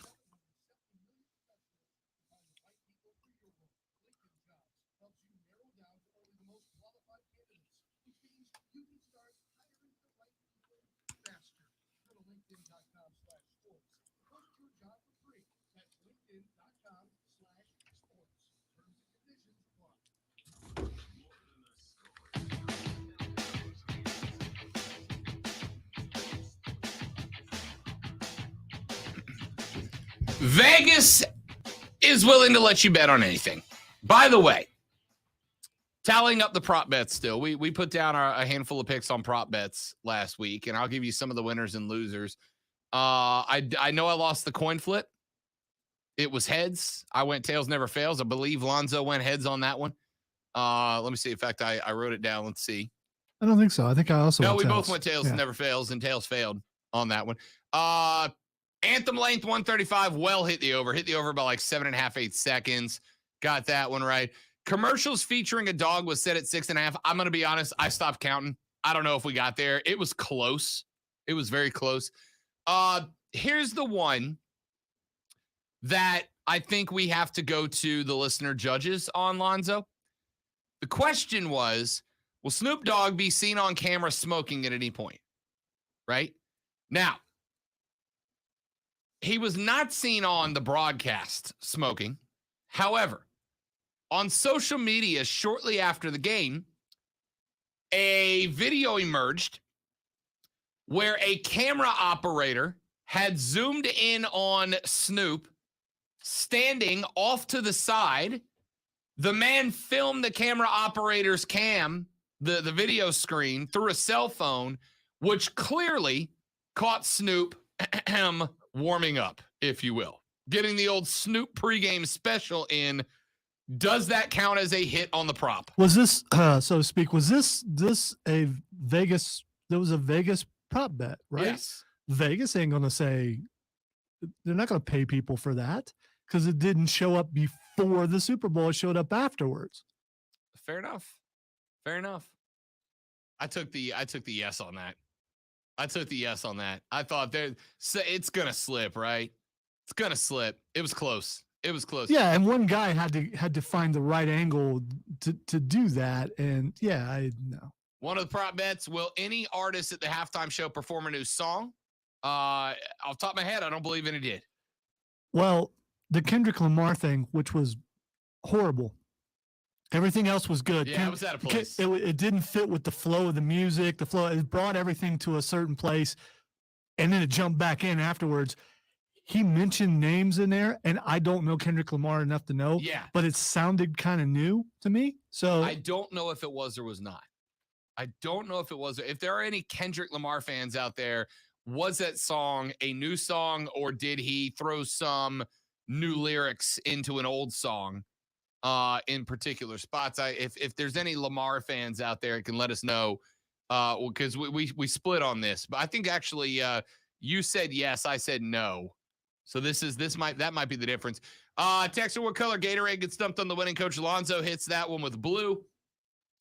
And the first score, field goal or touchdown, was the other prop bet. Texter says Snoop and Martha were smoking on the Puppy Bowl. I didn't say it. I need that to be true, though. I need that to be true. no way. Snoop's like, look at these puppies. I need it. We got one texter that says that no, that was no. You just said no. No, it was original, or no, it was not original. Maybe they were saying no about the prop bet about Snoop. Gotcha. Fair enough. Yeah, I'll say it's a no. Vegas wouldn't pay out. Lonzo's right. But since you can bet on anything you want in Las Vegas, Lonzo, our 2022-23 Super Bowl odds are out. Your long shot in the National Football League, the team, or I should say teams, least likely to make it to the Super Bowl. We'll take a stab who the teams that are tied in the bottom are, Zoe. Detroit and Jacksonville. Very close. Those are actually the second and third longest odds. The longest odds, Texture says no, the Kendrick song was not new. Okay. So take the hit on that because I need all the help I can get. I did okay today. I was like 50% of my bets yesterday. I came out even. I'll put it that way. If I can come out even, I'm happy. The New York Jets. Let me interject really quick. But if you add new lyrics to an already existing song, then technically it becomes a new song, right? No. Yes, it does. No. Yes, it does. You like change a word or two in there to fit the current scene. It's still the same song. Well, when Elton John came back out with the Empty Garden song and changed it to, I think, was it Empty Garden? I think it was, which was originally about John Lennon, and then after Prince's die. Oh, no. Candle in the Wind. Candle in the Wind. When he came back out, it changed the lyrics, but it became a new song. And I agree, so, but he changed every lyric. no, he didn't change every lyric because the chorus was still the same and everything. This is a Goodbye Norma Jean. It was, yeah. Anyway, so the fact that Kendrick Lamar added about some, Marilyn Monroe. yeah, Norma Jean is Marilyn Monroe. So if you add new lyrics, then you have made it into a new song. You're stretching to win a bet. No, here. no, I'm not. You're stretching to win a bet. You admit it's not the same song, right? That would make it a new song. I'm going to go for intents and purposes of this bet. Kendrick saying Dre instead of somebody else's name is not changing the song. He dropped more. He said everybody's name, I believe. That was there. 50 Cent coming out of the roof like Dracula. Loved it. All I got to say is how many people did it take to get him out of the ceiling? Because, they went away from it. Oh, he got down quick. He though. was I did there like. My buddy texted me after they showed Fitty. Fitty back in his day was jacked, dude. Like he was ripped. He came down from that ceiling and you could see like the blood was rushed to his head. And for the record, for those of you who don't know, the reason he was hanging upside down is in the original music video for that song. He's in like a lab, like a science lab, getting all yoked, and he hangs upside down in that music video. That's why he did it, as homage back to the old video. But he came down, and Fitty, much like the rest of us, has put on a few LBs since You Can Find Me in a Club came out. And my buddy said, whoops, looks like 50 Cent got hit with inflation. Well, in his defense, he's been doing a lot of acting lately, and I think he's been wearing a lot of like suits Hey, and things, and I'm so not he mad has at it. 50 cents yeah, for yeah. putting on the COVID-19. 50, I put on the COVID-19 too, dude. Don't worry about it. Nobody judging 50 Cent. Dude, it'd still smoke me if he wanted to. All right, back to the conversation at hand. I don't think we've made it through a conversation yet. I'd apologize, but I'll do it again. Yeah, I know. So I mean, you know, Longest odds for two teams in the National Football League at plus 20,000, ladies and gentlemen. Bet a hundo to win 20 grand back. The New York Jets and the Houston Texans both find themselves at the bottom of the list. Lonzo was very close. Second longest odds at plus 15,000 are the Detroit Lions, and plus 12.5 are the Jacksonville Jaguars. congratulations, Jacksonville. You're not last. Yeah, it's true. They're not. The New York Giants are at plus 10,000. And then next, Lonzo, you find the Carolina Panthers at plus 8,000. Put down a hundo, and if the Panthers win the bowl next year, you get $8 grand back off of it. So there's that. The Bears are also plus 8,000. Some of the other notables on the way up, the Atlanta Falcons are plus 6,000. The Raiders are plus 5,000 as well. Surprising ones. The Browns are plus 4,000 and tied with the Seattle Seahawks at plus 4,000 ahead of them. By the way, that kind of makes me wonder if Russ is wearing green and blue, I guess. Neon highlighter green next year. I got to think if Russ is sticking around there higher than plus 3,500, I think right? when he was sitting there with Goodell, he said, "All right, call a penalty here." Yeah. And then Goodell made the call. Russ is the secret overlord. The New Orleans Saints plus 3,500, so better, 2 times better favorites to get in than the Carolina Panthers are the Saints, but they're behind the plus 3,000 Minnesota Vikings. The Chargers plus 2,500, the Cardinals plus 2,500 after making it to the playoffs, but they got destroyed by the Rams in that playoff game, so not a huge shock there. By the way, And the drama with they're- Kyler Murray is yeah, great. Their quarterback's still pouting. Yeah, the drama is great. The story came out that Kyler Murray was upset because he feels like the Cardinals are making him a scapegoat for the butt whooping that they took at the hands of the LA Rams. Kyler Murray feels like he's being scapegoated for that L. And then the story came out that with about $1.11 left to go in that game, when it was at that point well out of hand already, Kyler Murray took himself out of the game. At $1.11, he went over to Colt McCoy and said, "You're up, big boy. Your time to shine." Colt McCoy said, "Why don't you go out there and finish this one with your teammates?" And Kyler said, "No, that's enough," quote unquote. That according to reports out of Arizona. Wow. That's a big deal that he quit on his team. That's like a Scottie Pippen kind of move, isn't it? It's not a great look. Yeah. It's not a great look. But in fairness, Kyler Murray had been hit like 22 times now. I think Colt less, "Why don't you go finish it with your team?" and more, "I don't know." Nope. Aaron Donald looks mad. Yeah, I'm good over here, I'm Joe. all right. You go on back in there. Yeah. No, I'm good. Yeah, be a good teammate, Kyler. And what he meant was be a good teammate to me and don't let me go stand out there and get my butt whooped for $1.11 like you have been. Stop. Hey, you know how many times I've been hurt? No.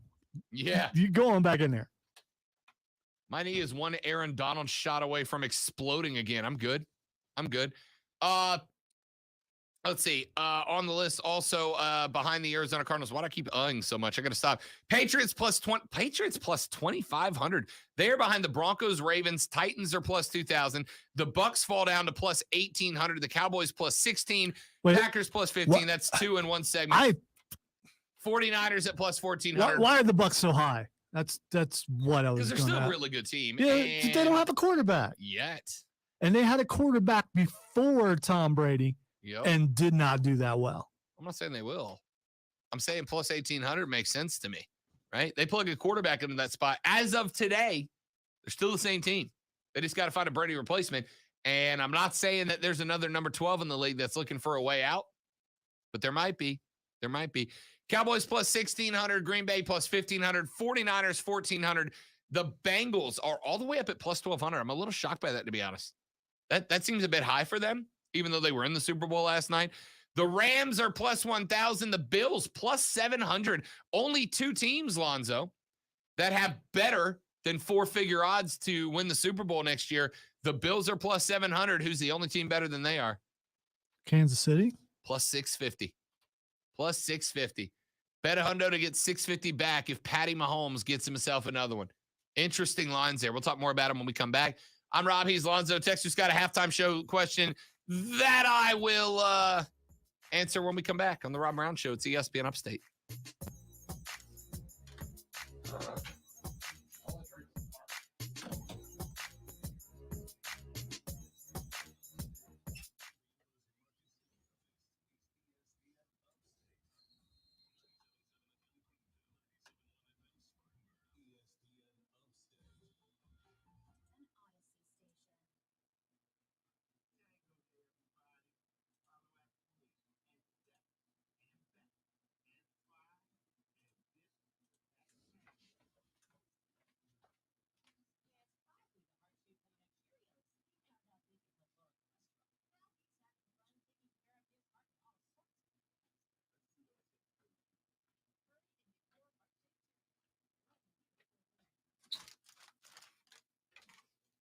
Get a little toasty in here. Forgot who was in here last.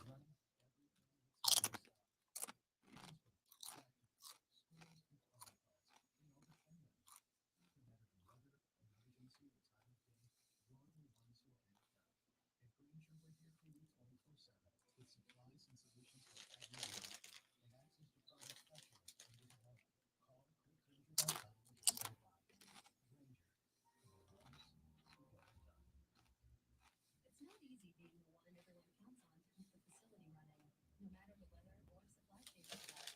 But we get in Raymond in Buffalo and Maria in Miami, Jules in Minneapolis, and Stan in Central Indiana. Taking control of everything that's under your control. At Ranger, we're taking you experienced branch staff at over 250 locations, so you get the product you're looking for. Call clickgranger.com or just stop by. Granger, we're the ones who get it done. Get help managing your money for the life and years ahead with Fidelity Income Plan. We'll look at what you save, what you need, and help you build a flexible plan for cash flow designed to last, so you can go from saving to living. Fidelity Research and NYSE. Welcome to AutoZone, America's #1 brakes destination. Right now, you can do the complete job and get a great deal when you buy a set of Duralast brake pads and rotors. It's also AutoZone's national hiring event. We're hiring all positions, from sales to warehouse and drivers, both part-time and full-time. Visit careers.autozone.com or any one of our stores.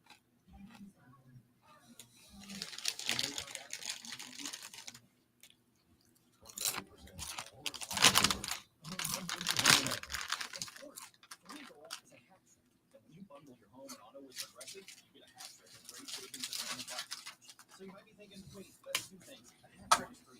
But in this metaphor, great savings counts as 2 goals, and so does round-the-clock protection. So it's like 4 goals, and that's more than 3. It's basic math. Horse metaphors. Presented by Progressive. Bundle and protect today. Progressive Casualty Insurance Company affiliates. Discount not available in all states or situations. And now, a message from your smart speaker. I know you're out there, touching things again. I think Rob may have gotten lost. You didn't want to touch anything, when all you had to do was ask, and you got all the information you wanted from a trusted source. Still the best way to stay in touch with upstate sports happenings. Go ahead, touch your nasty phone. See if I can. Cool. Thought I was going to have to add something else. Do what? Nothing. Was I close? No, I'd add something. Oh, did you? Oh, I'm sorry. Prisma. In the next break.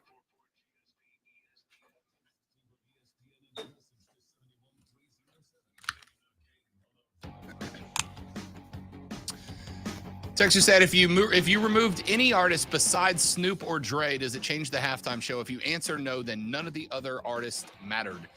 I'd say you could take Kendrick Lamar out. It wouldn't have changed anything. In fact, it'd have made it better because you'd have given me time for another song from the GOATs.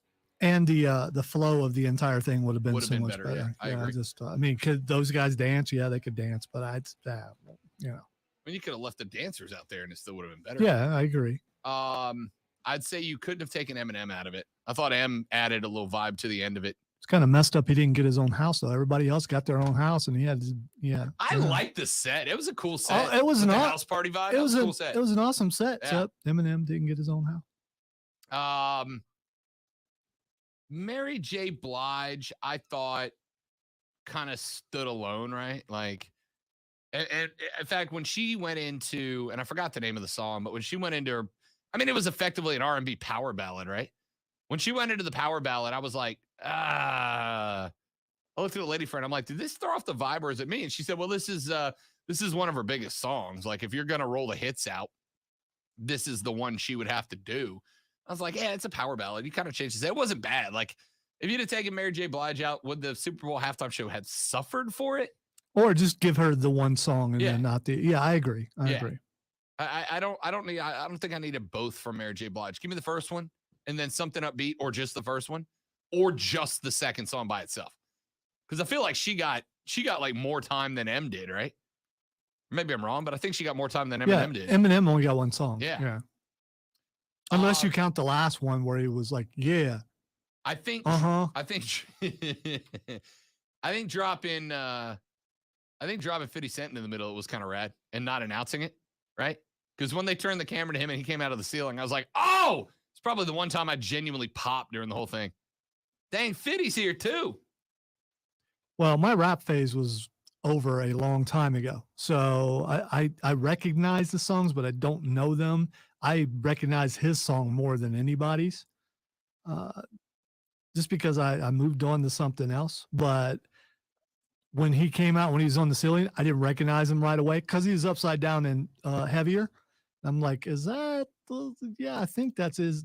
I'm pretty sure he's the one who does the song, and I actually had to look it up. Yeah. Because he didn't really look like him, and he was upside down. There is that. The song he sang in the club came out in 2003, 3. It was either my junior year or senior year of high school. It was on the album Get Rich or Die Trying. That was the thing about the Super Bowl. In fact, I saw a meme, not Mimi. Again, every person everywhere, it's a meme. I saw a meme drop that said, you know, it was making fun of the fact that people my age were going, finally a Super Bowl halftime show not designed for old people. And then the realization kicked in that, oh, no. It's just that we're the old people. Oh, now. it is for old people. Yeah. The weekend was on last year. Yeah. And that was not for old people. Bruno Mars, not for old people. Was the weekend? I think the weekend was the most complained about halftime show since the Who. I liked it. I thought it was great. Did nothing for me. And I didn't know the majority of his songs. I thought he did a good job. I wonder But if we're going to see a shift, right? Like, I think the Super Bowl halftime show is about to go on a run of nostalgic acts, right? Like, they're going to go on a run of nostalgic acts. But because you're saying that, but for the most part, it's been that way. The majority of the Super Bowl acts have been nostalgia acts. See, we had the weekend last year. Who was the year before that? Was it Bruno? Was it? I think it was Bruno. I'm not positive, but I mean, if you look back, Tom Petty, yeah, he wasn't on during his heyday. Bruce Springsteen, no. I mean, none of those guys. Even Prince, even though it was the best halftime show of all time, not during the peak of his. But Prince was transcendent, right? We talked about that earlier in the week. Let's see. The weekend, the year before that was Jennifer Lopez and Shakira. Man, is that nostalgia? I don't think it is. Maroon 5. Yeah, but we're going along this theme. Jennifer Lopez and Shakira, did they have current hits when they were on? I don't think they did. J-Lo's been dropping a couple of songs a year every year for 20 years. Name one of them. Oh, I can't say I know them. I just say she is. I mean, you can throw out Jenny on the block or Jenny from the block, whatever. She was on the block somewhere, and that was like after she was a fly girl from Living Color. Maroon 5 with Travis Scott and Big Boy. Maroon 5 was past their prime at that point, but Travis Scott and Big Boy It's were all nostalgia acts. The one that was Justin not. Timberlake's not nostalgia. He's still going. Lady Gaga's not nostalgia. Coldplay with Beyonce and Bruno. Maybe Coldplay is nostalgia, but I don't even think they're nostalgia yet. But Beyonce and Bruno are both contemporary. Katy Perry with Missy Elliott and Lenny Kravitz. Katy Perry was still in a prime at that point. Yeah, but Missy Elliott and Lenny Kravitz not. Fair. So it was a mix. But they were features. They It- weren't. Yeah, it was a mix. It was Katy Perry's show. Bruno Mars and the Red Hot Chili Peppers is a mix. Beyonce in 2013 at her prime. Madonna was throwback, but she had CeeLo, LAMFAO, MIA, and Nicki Minaj, all contemporary. And then we go back to 2011 when the Black Eyed Peas played with Usher and Slash because reasons. I'd go they've gone a mix, but I think we're going to see a turn towards You add nostalgia Slash now, to right? anything, he's still going to fit. I mean, because he can shred. He's a god of guitar, man. He's a god of guitar. One of the greatest. Let's take a break. We'll come back, talk football to wrap up this hour. Olympics ratings are starting to trickle out. How are they doing? I'll tell you when we start the next hour. Stick around. The Rob Brown Show's on your radio. It's ESPN Upstate. Prisma.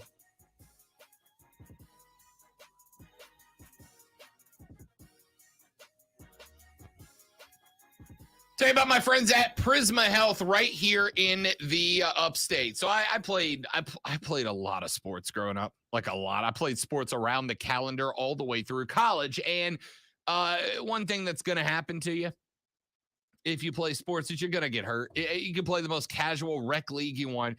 You're going to get hurt.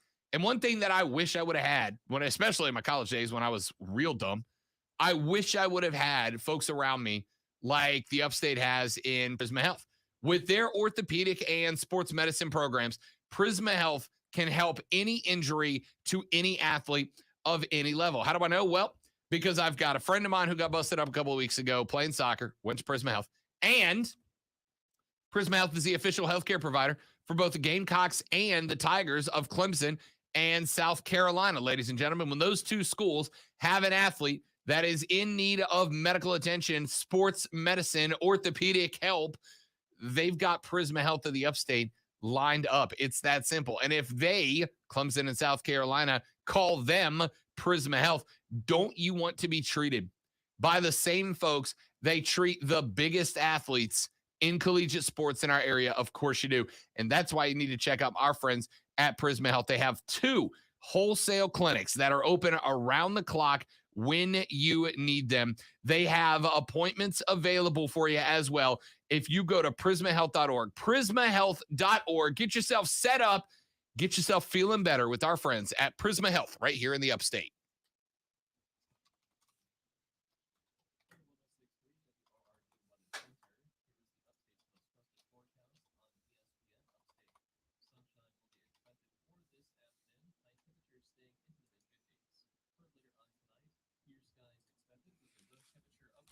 I just sent you something on Facebook. It's worth it. Trust me.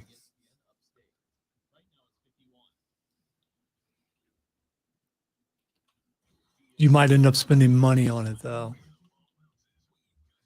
I spend money on a lot of dumb stuff, though. It's loading. Hold, please. There it is.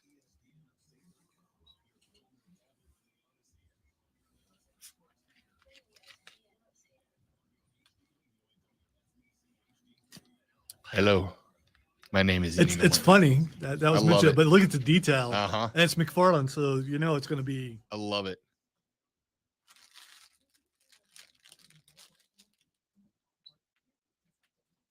Check out the price on those. I bet they're in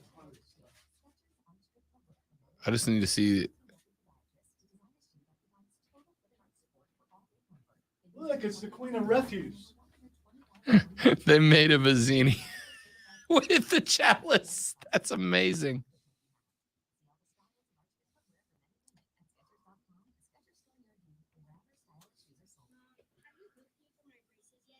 That bloody Inigo Montoya is great. And Steven, yes, I know you can hear me breathing because this mic is extra sensitive. You know, there is the opposite of that, and that's not hearing me breathing, which means I'd be dead. So I'd prefer to sound like Darth Vader than to be dead.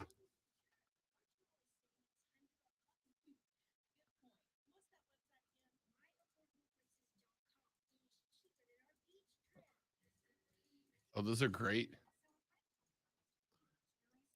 Yeah, I love the Vicini. That's really good. But if you get the Vizzini statue, do you have him standing up or do you have him laying down? Like in a position where he just died. He's holding the chalice. I Yeah. mean, it looks like it might He's be on the ground. it with might the be whole- posable and just be like there with the chalice on. Yeah.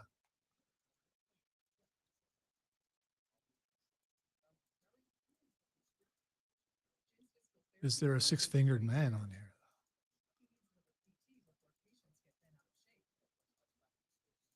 Okay, they do have Andre.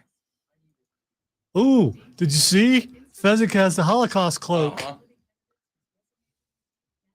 Of the article. And yes, it really is called that. And no, it would not be called that today. No fees or minimums and no overdraft fees, banking with Capital One is the easiest decision in the history of decisions. Even easier than choosing Charles Barkley in a pickup game. We'll take Barkley. Ha! First pick. Sorry, kid. Yep, even easier than that. With no fees or minimums and no overdraft fees, is it even a decision? If you're wondering what we're talking about, McFarlane Toys just put out a line from Princess Bride, and they look really good.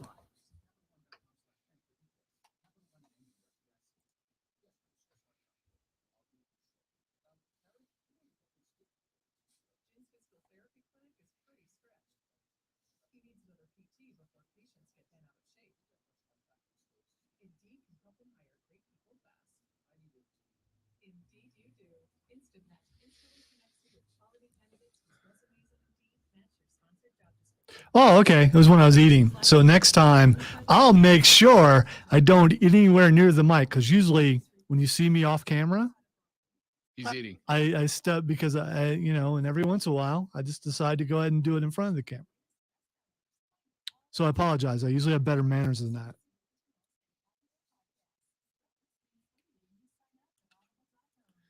And you can't eat Doritos quietly. It just can't be done.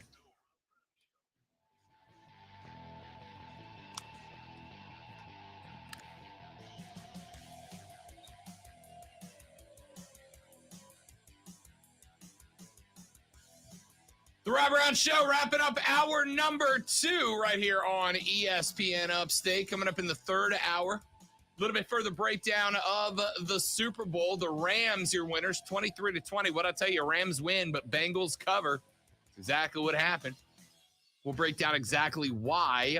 And I told you earlier, I saw some similarities between the Cinderella run of the Cincinnati Bengals and where the Carolina Panthers are right now. So what else do they need to do to take that next step? I'll tell you when we come back. I'm Rob, he's Lonzo, and this is ESPN Upstate.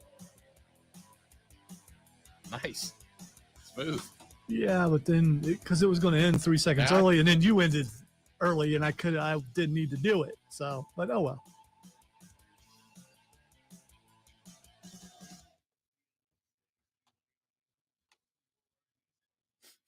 I am an award-winning producer, you know. I'm sending, what the heck, man? I'm sending that to Courtney. Please don't break it.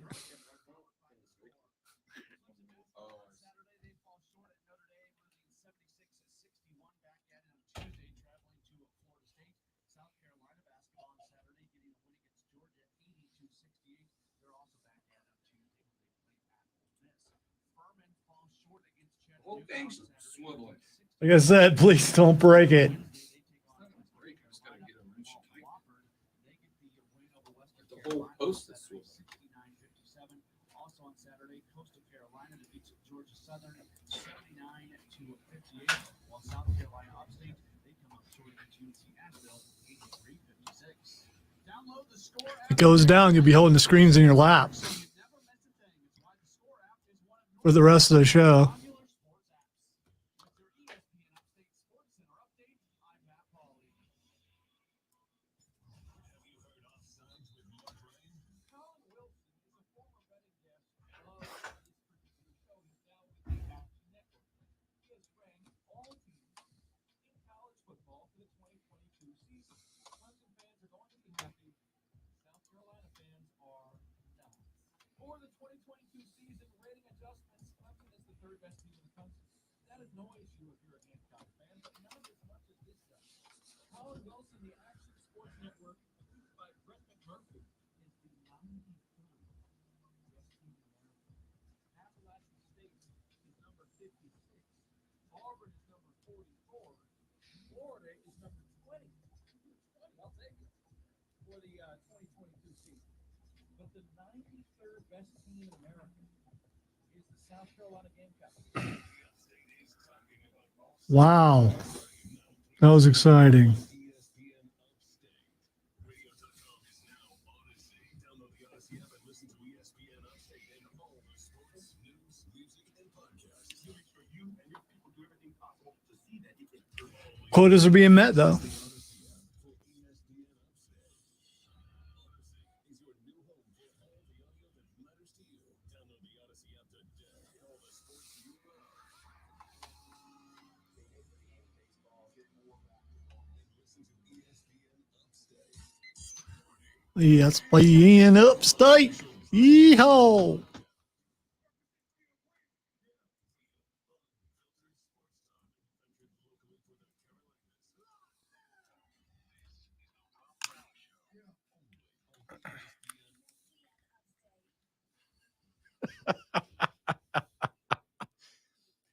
The greatest rivalry in sports right now, Alonzo, is people who loved the halftime show versus people who hated it. And it is a vicious rivalry. A friend of mine posted, how could anyone, well, a friend of mine, an acquaintance of mine who is in a little more seasoned than I am, put up a Facebook post that said, how could anyone enjoy this crap? And my friend responded to them, dear boomers, no need to post your thoughts. We already know how much you hated the halftime show. Maybe next year, the Osmonds will grace the stage with something more wholesome that has a melody and a snappy beat. Well, I got to tell you, it is time for Donnie to make another comeback. He does like every 10 years, has a couple hits, then he disappears again. He does do You that. sure Donnie's not a vampire? He could be. Shows up, makes a little money to be able to fund his castle. Well, I think he does a permanent Vegas show. So, he's staying out there. I'm going to tell you ready? I'm going to go ahead and make the same people mad. And Who the Maru- hell spends money to see Donny Osmond perform? I've never been to Vegas. Maybe when you're there, you're just like, hey, here's a show. Let's go see this. Every hotel Who on the goes to see Strip. Cats? I mean, people went to go see it, or it wouldn't have stayed on Broadway for as long as it did. So, I mean, here's what it comes down to. Why you dissing the wholesome, okay? Donny Osmond is a wonderful human being, and it's so cool that he's able to still make money at his advanced age.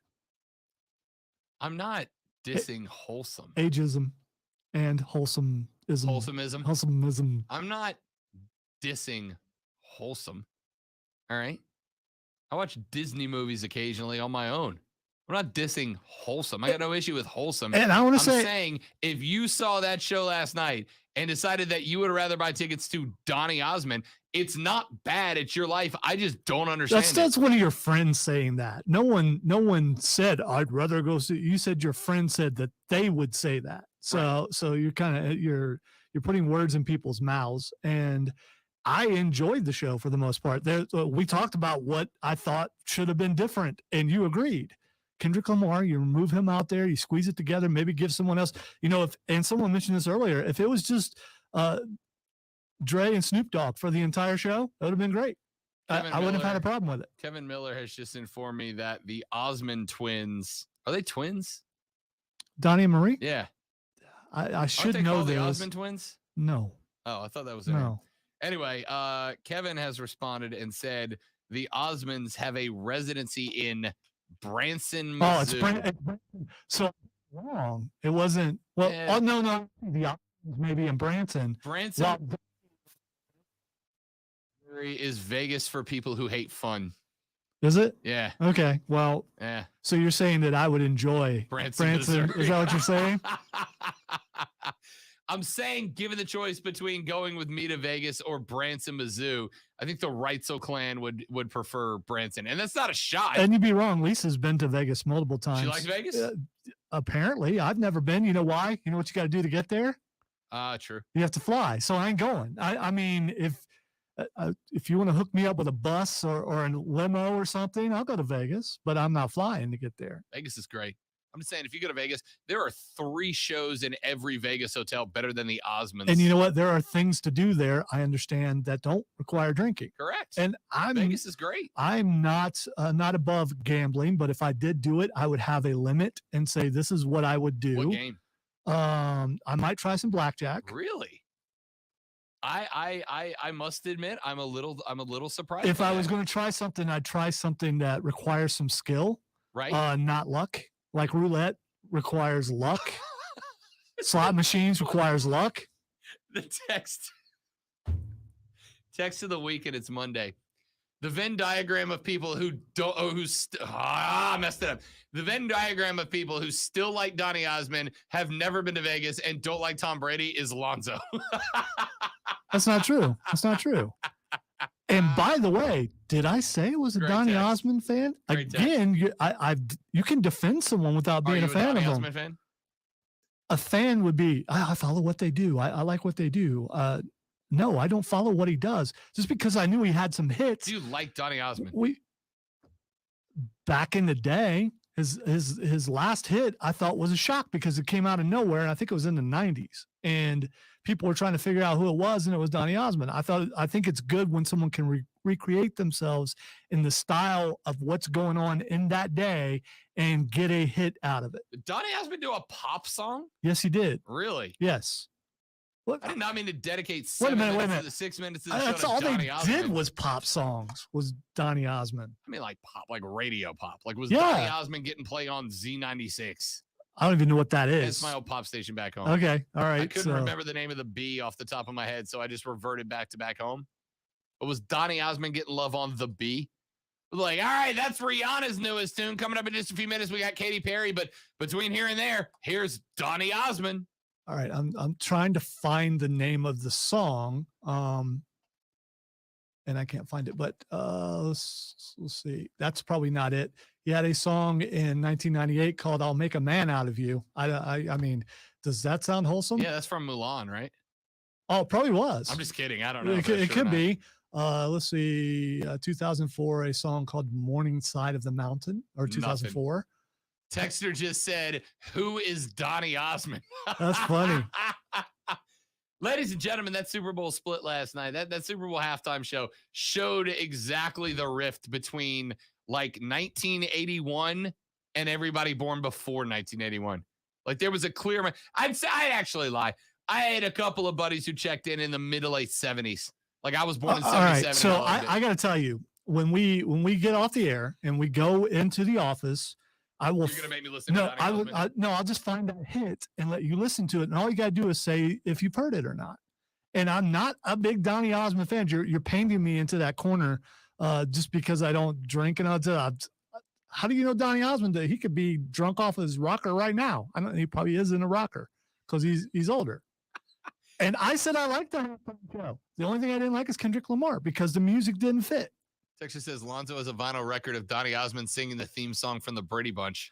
I don't think he did do that. Although I do have a Brady Bunch song that shows up on my Spotify every once in a while, which is I think hilarious. And some advice from the Sunshine text line. Day. I know that song. Texter says roulette is the casino game with the best odds for a player to win. Never play blackjack in a casino if you're not a pro. Those types of card games are done so fast in a casino, you'll lose everything before you realize you even started. All right, here's the thing. The reason why I would play blackjack, I would only play it once just to have played it. And I would know that I was going to lose, and I would put, the least amount of money as I possibly could on it just to have the pleasure of having played it once with a real blackjack dealer in Vegas. So, yeah. Texter said, hey, Rob, back off us 70s kids. We claim Dre and Snoop. No, listen, I'm not hating on the 70s kids. I just said that I think the divide was like 73, 74 and before and after. And don't let Rob fool you. He hears the music that I play in the office, and it is a mix from several different decades. Never named Snoop pop up, though. Well, you're not going to because I'm not into that stuff anymore. And, but you do hear rap. You just hear clean rap, Christian rap, which you wouldn't like.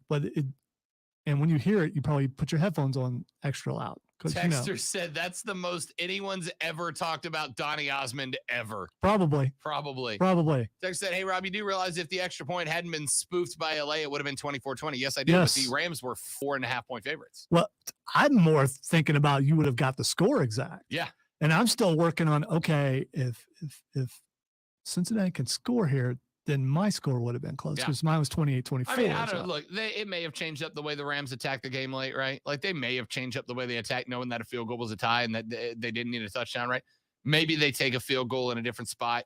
By the way, my wife on the stream says she got lucky on slots in Vegas, then took that money and went shopping. Nice. She also says no, the Osmonds are not twins. How did the move go, Rob? Looks like you were in a house during your stream with Mark. Did you buy one? No, I'm moving in with the lady friend.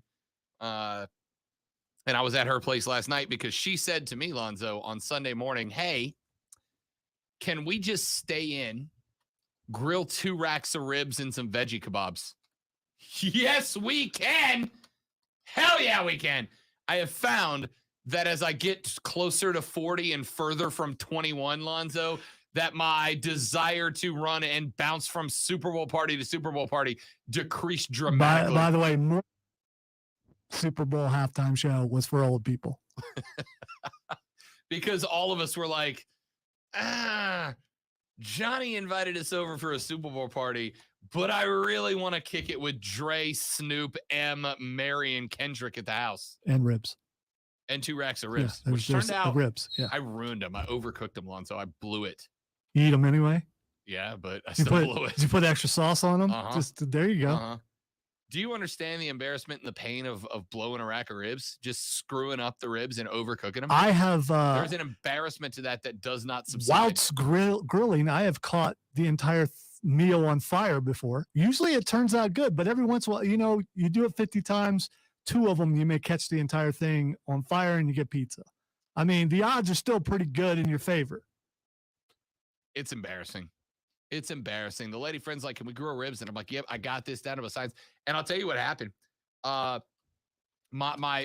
pregame specialty is the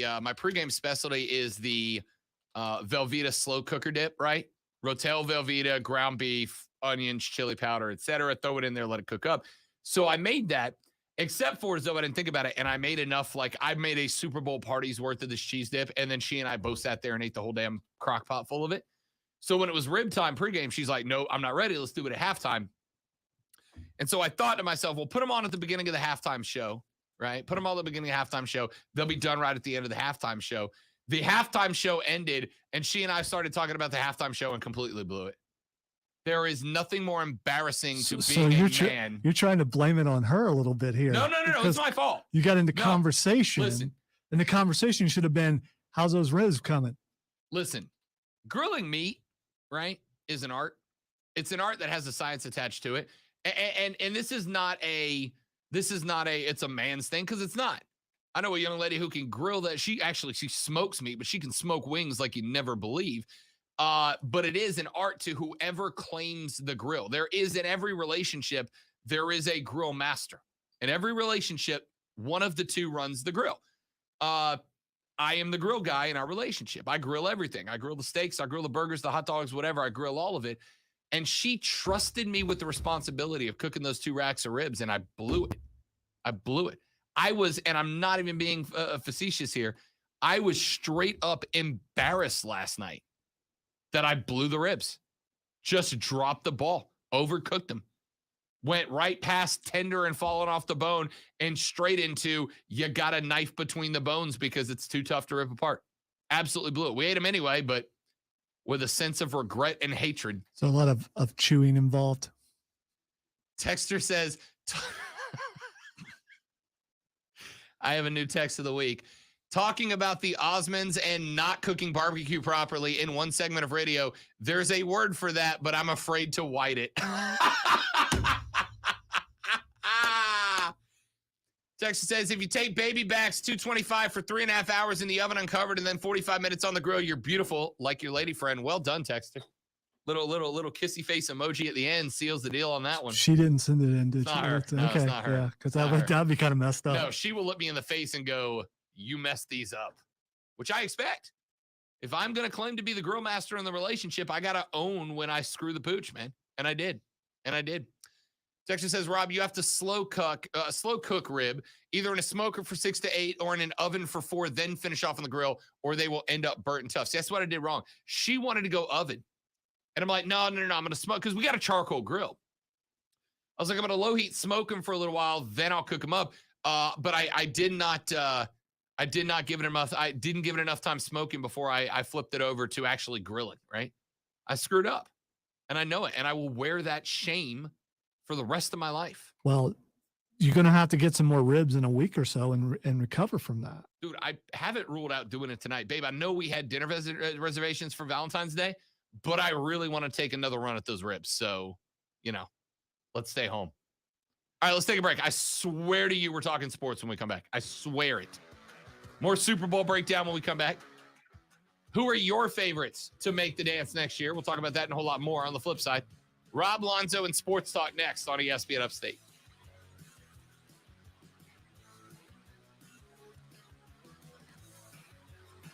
Joe said, if you don't start talking about Matt Stafford soon, I'm not going to even try to listen to Mark, because the part I listened to you and Mark yesterday was enough of someone not giving Stafford any credit I can listen to anymore. I am going to talk about that. There's a reason I'm waiting till 3 o'clock to talk about Matt Stafford. There you go. There's a reason. Strategery. Maniacal laugh. Maniacal laugh. If he does his true maniacal laugh, he'll lose his voice, though. So he can't be having that.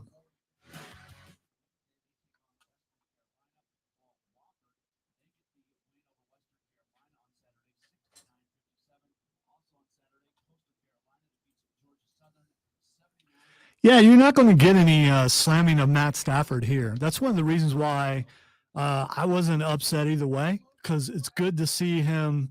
This was a really good quarterback in a really bad place, and he proved that he could win the big one and shut everybody up, most people up.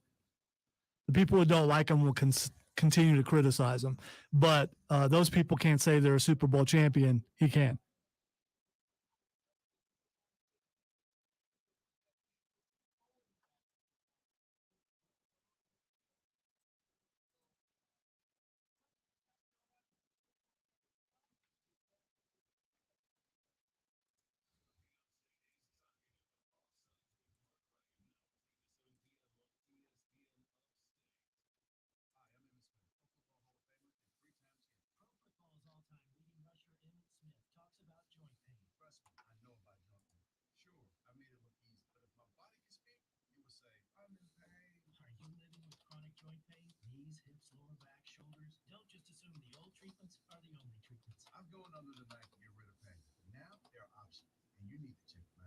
Talking about QC Kinetics, exciting new natural biologic therapies that can repair and restore damaged tissue in your joints. New options now available here. You can encourage your body to actually heal itself with the help of QC Kinetics. Real relief with no surgery, no drugs, no downtime. Call the local medical professionals at QC Kinetics for regenerative restorative treatments with lasting relief. But now, you and I, we have help. QC Kinetics. Start now with a free consultation at QC Kinetics.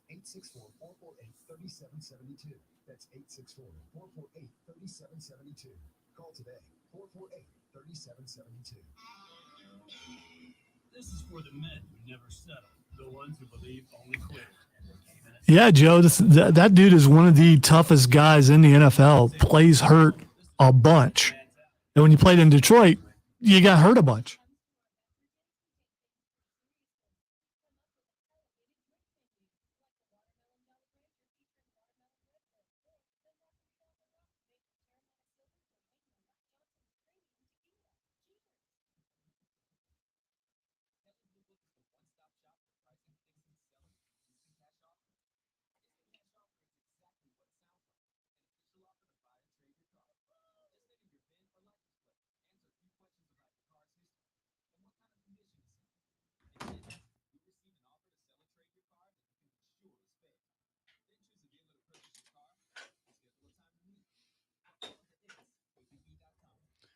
All right, I found the song I was talking about from Donny Osmond, and it actually went up to number 4 on the Billboard charts. What was it called?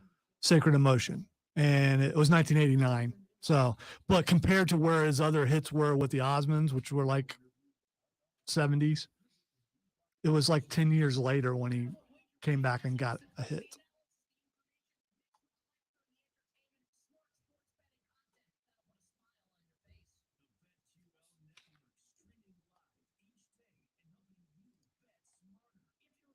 So how old would you have been in 1989?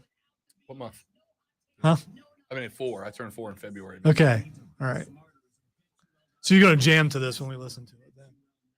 Because 4-year-old Rob was all about the Donny Osmond. Playing the hits and nothing but the hits. What did your mom and dad listen to? My mom, funny enough, listened to rock and roll. She was all into Zeppelin and the Stones.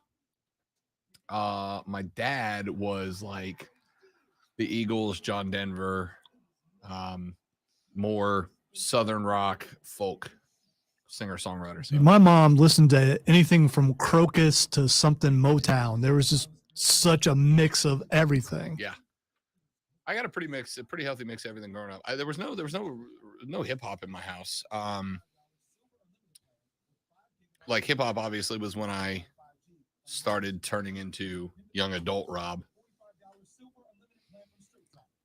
Well, I was there when hip hop started, Rob.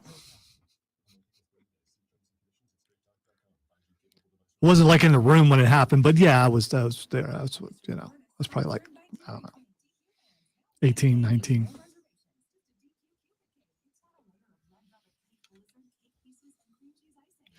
Although one of my fondest memories of college is walking down the dorm and hearing Beastie Boys playing in every room, but a different song in each room.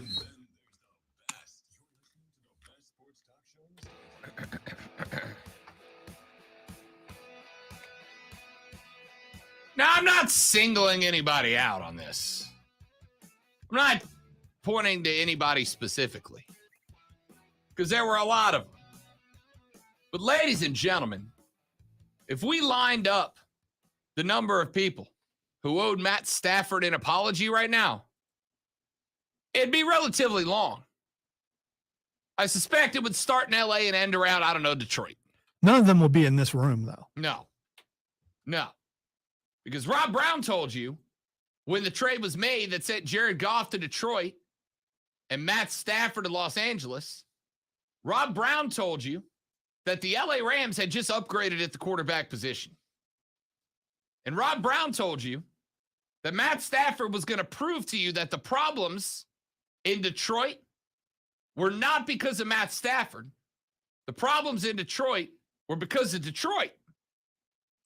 Well, Jared Goff had been to a Super Bowl, and he went to Detroit, and how'd that turn out? The only loser in that trade was Jared Goff. The Lions didn't lose because they had nothing to lose. They stink. Jared Goff lost because he has to go to Detroit.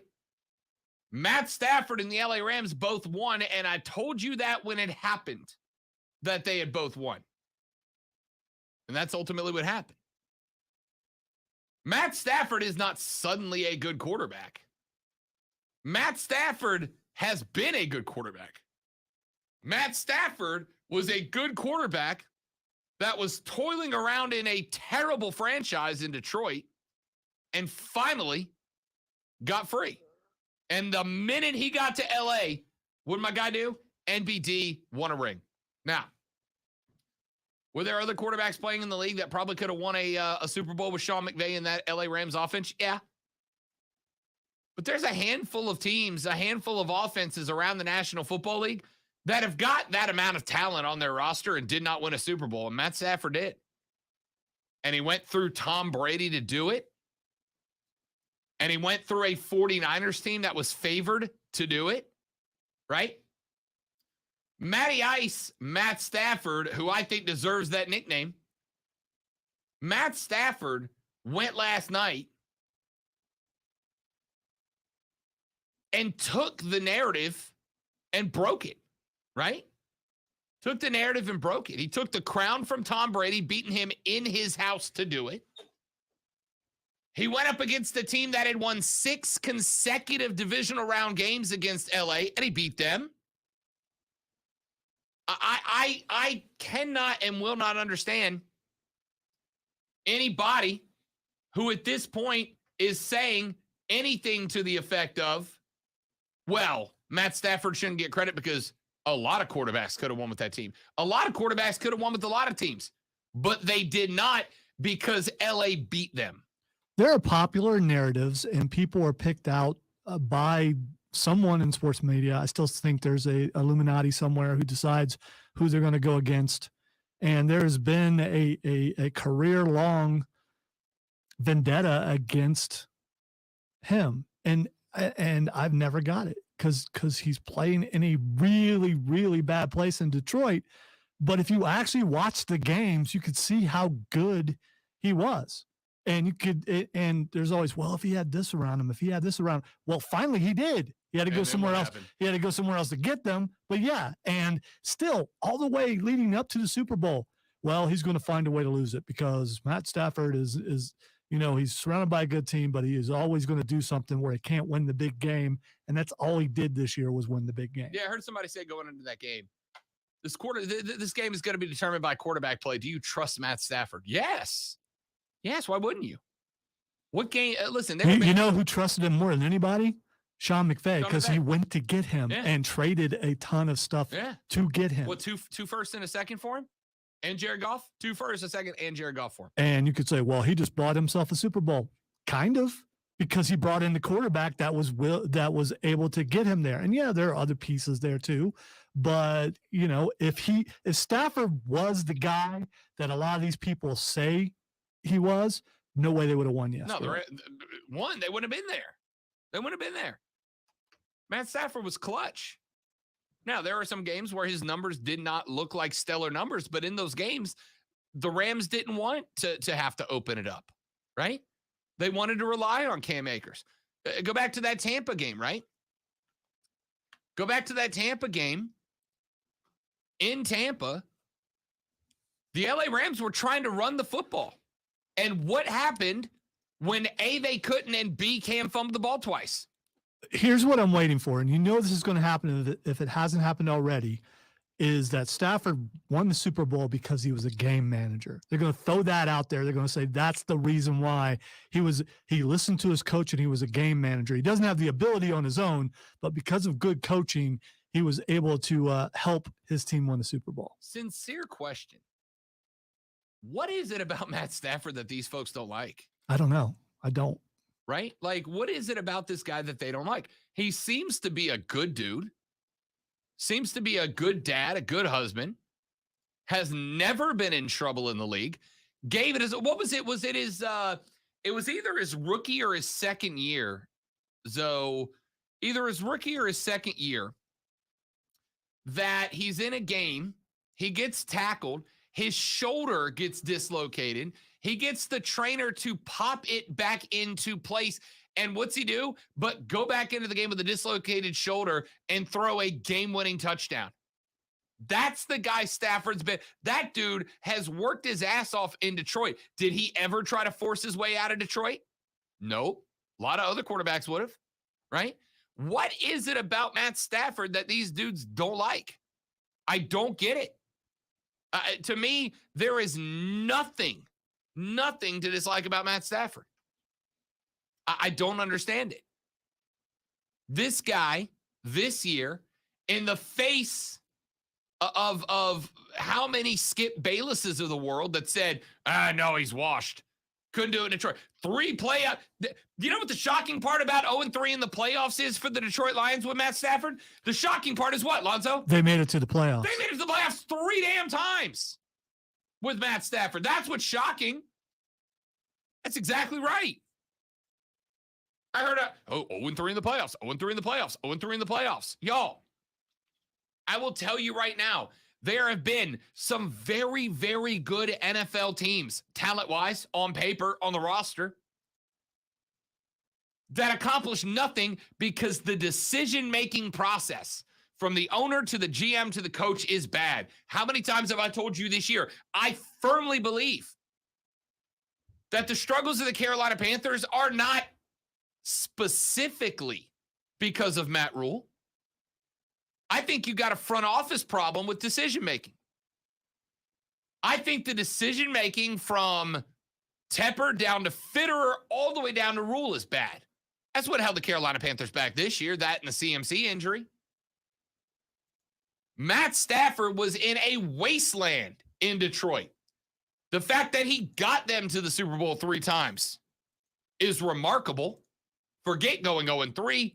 Being there 3 times was it.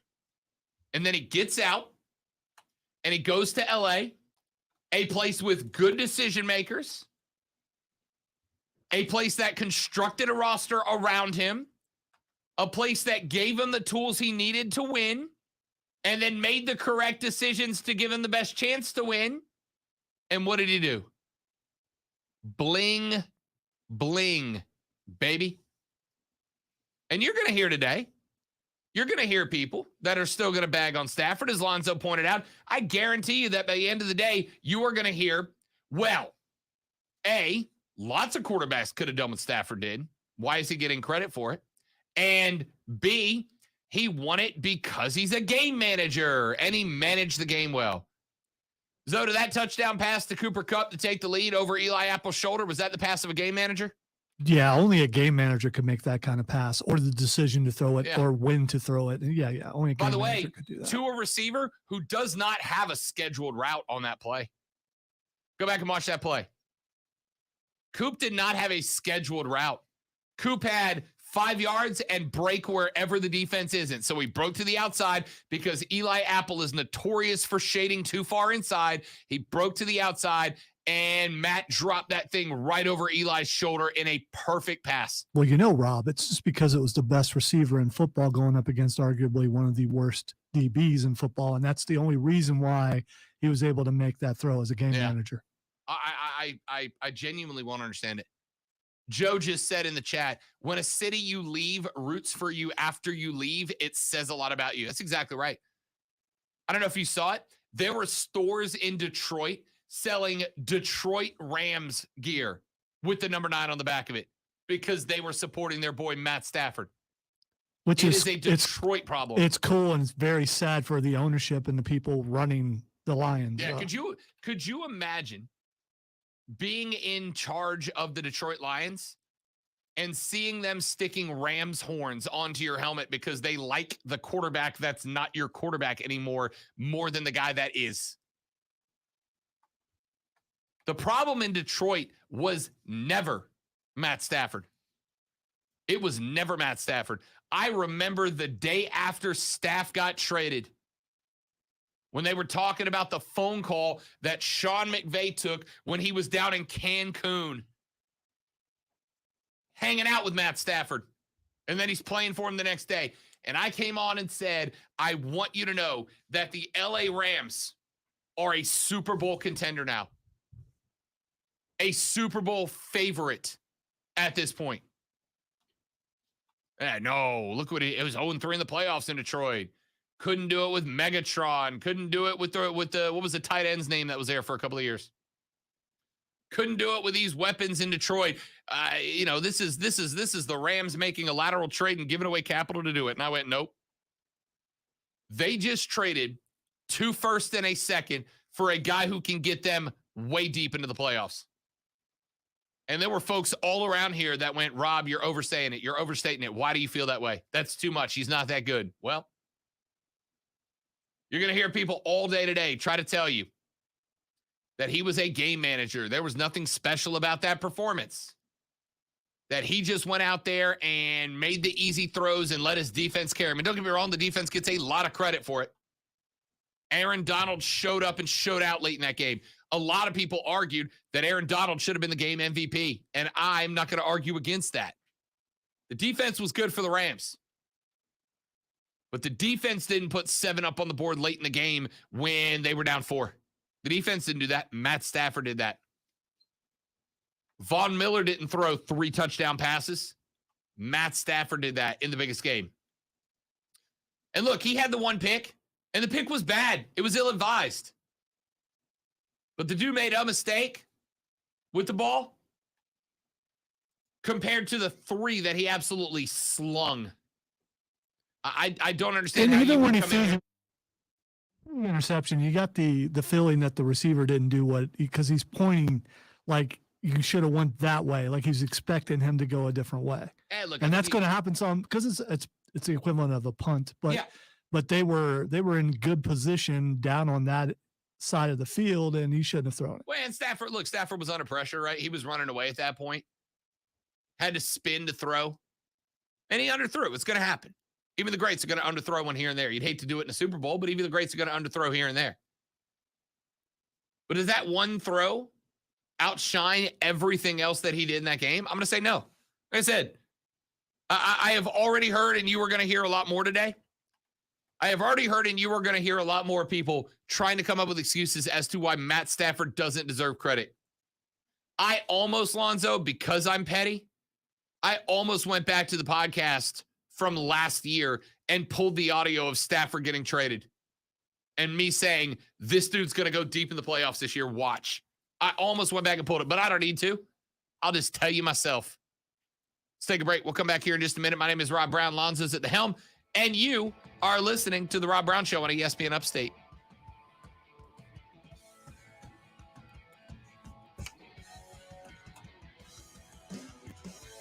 I do love when they angry throw the stone just to clear it out.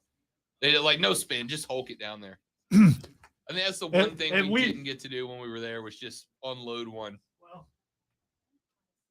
maybe you didn't. I did fall that one time, and that was the one that went furthest for me.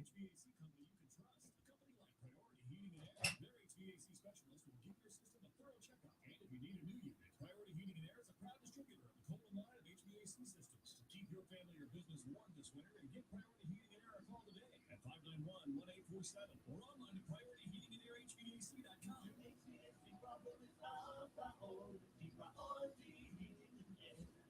Dell Technologies President's Day business sale has arrived. For a limited time, save up to 45% on all our latest gear. Joe, good input, man. I appreciate it. Thank you very much. So now's the time for incredible savings on PCs, along with servers, monitors, and docks, all with free shipping and quick installation and setup through Dell Installation Services. Get started by shopping online or contacting your Dell Technologies advisor today at 877-ASK-DELL. Again, the number to call is 877-ASK-DELL. It's not easy being the one everyone counts on to keep the facility running, no matter the weather or supply chain hiccup. But we get you, Raymond in Buffalo and Maria in Miami, Jules in Minneapolis, and Stan in Central Indiana, taking control of everything that's under your control. At Grainger, we're here for you with experienced branch staff at over 250 locations. So you know what you're looking for. Call Grainger.com or just stop by. Grainger. Different size Ones, font. get it done. See, it's not my usual, so I have to make some adjustments. There it is.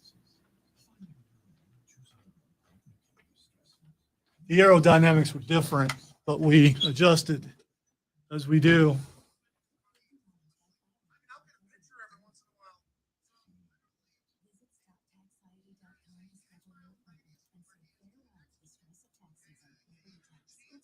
Are you looking at what I sent you? Yeah, I couldn't listen to it, but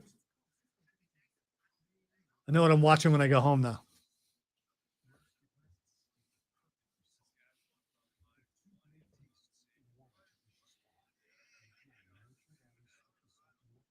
Brock just said A. Minus 20,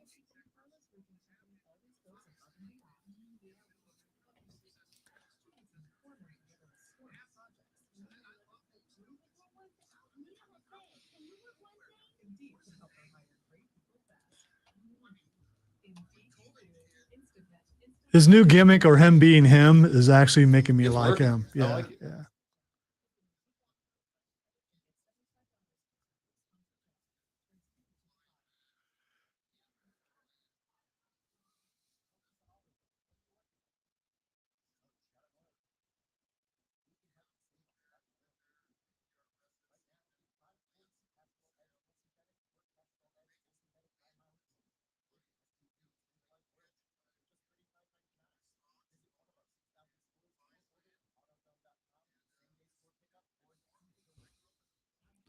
It's possible. It's very possible, Stephen.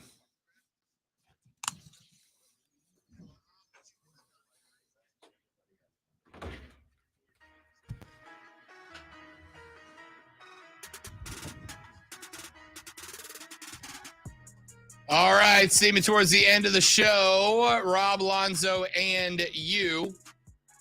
Quick little Olympics update as it stands right now. The overall medal count. The Americans had a good Friday. Stacked a couple more on top, but they still are trailing a load of other countries right now. Actually, I lied. We picked up a couple last night.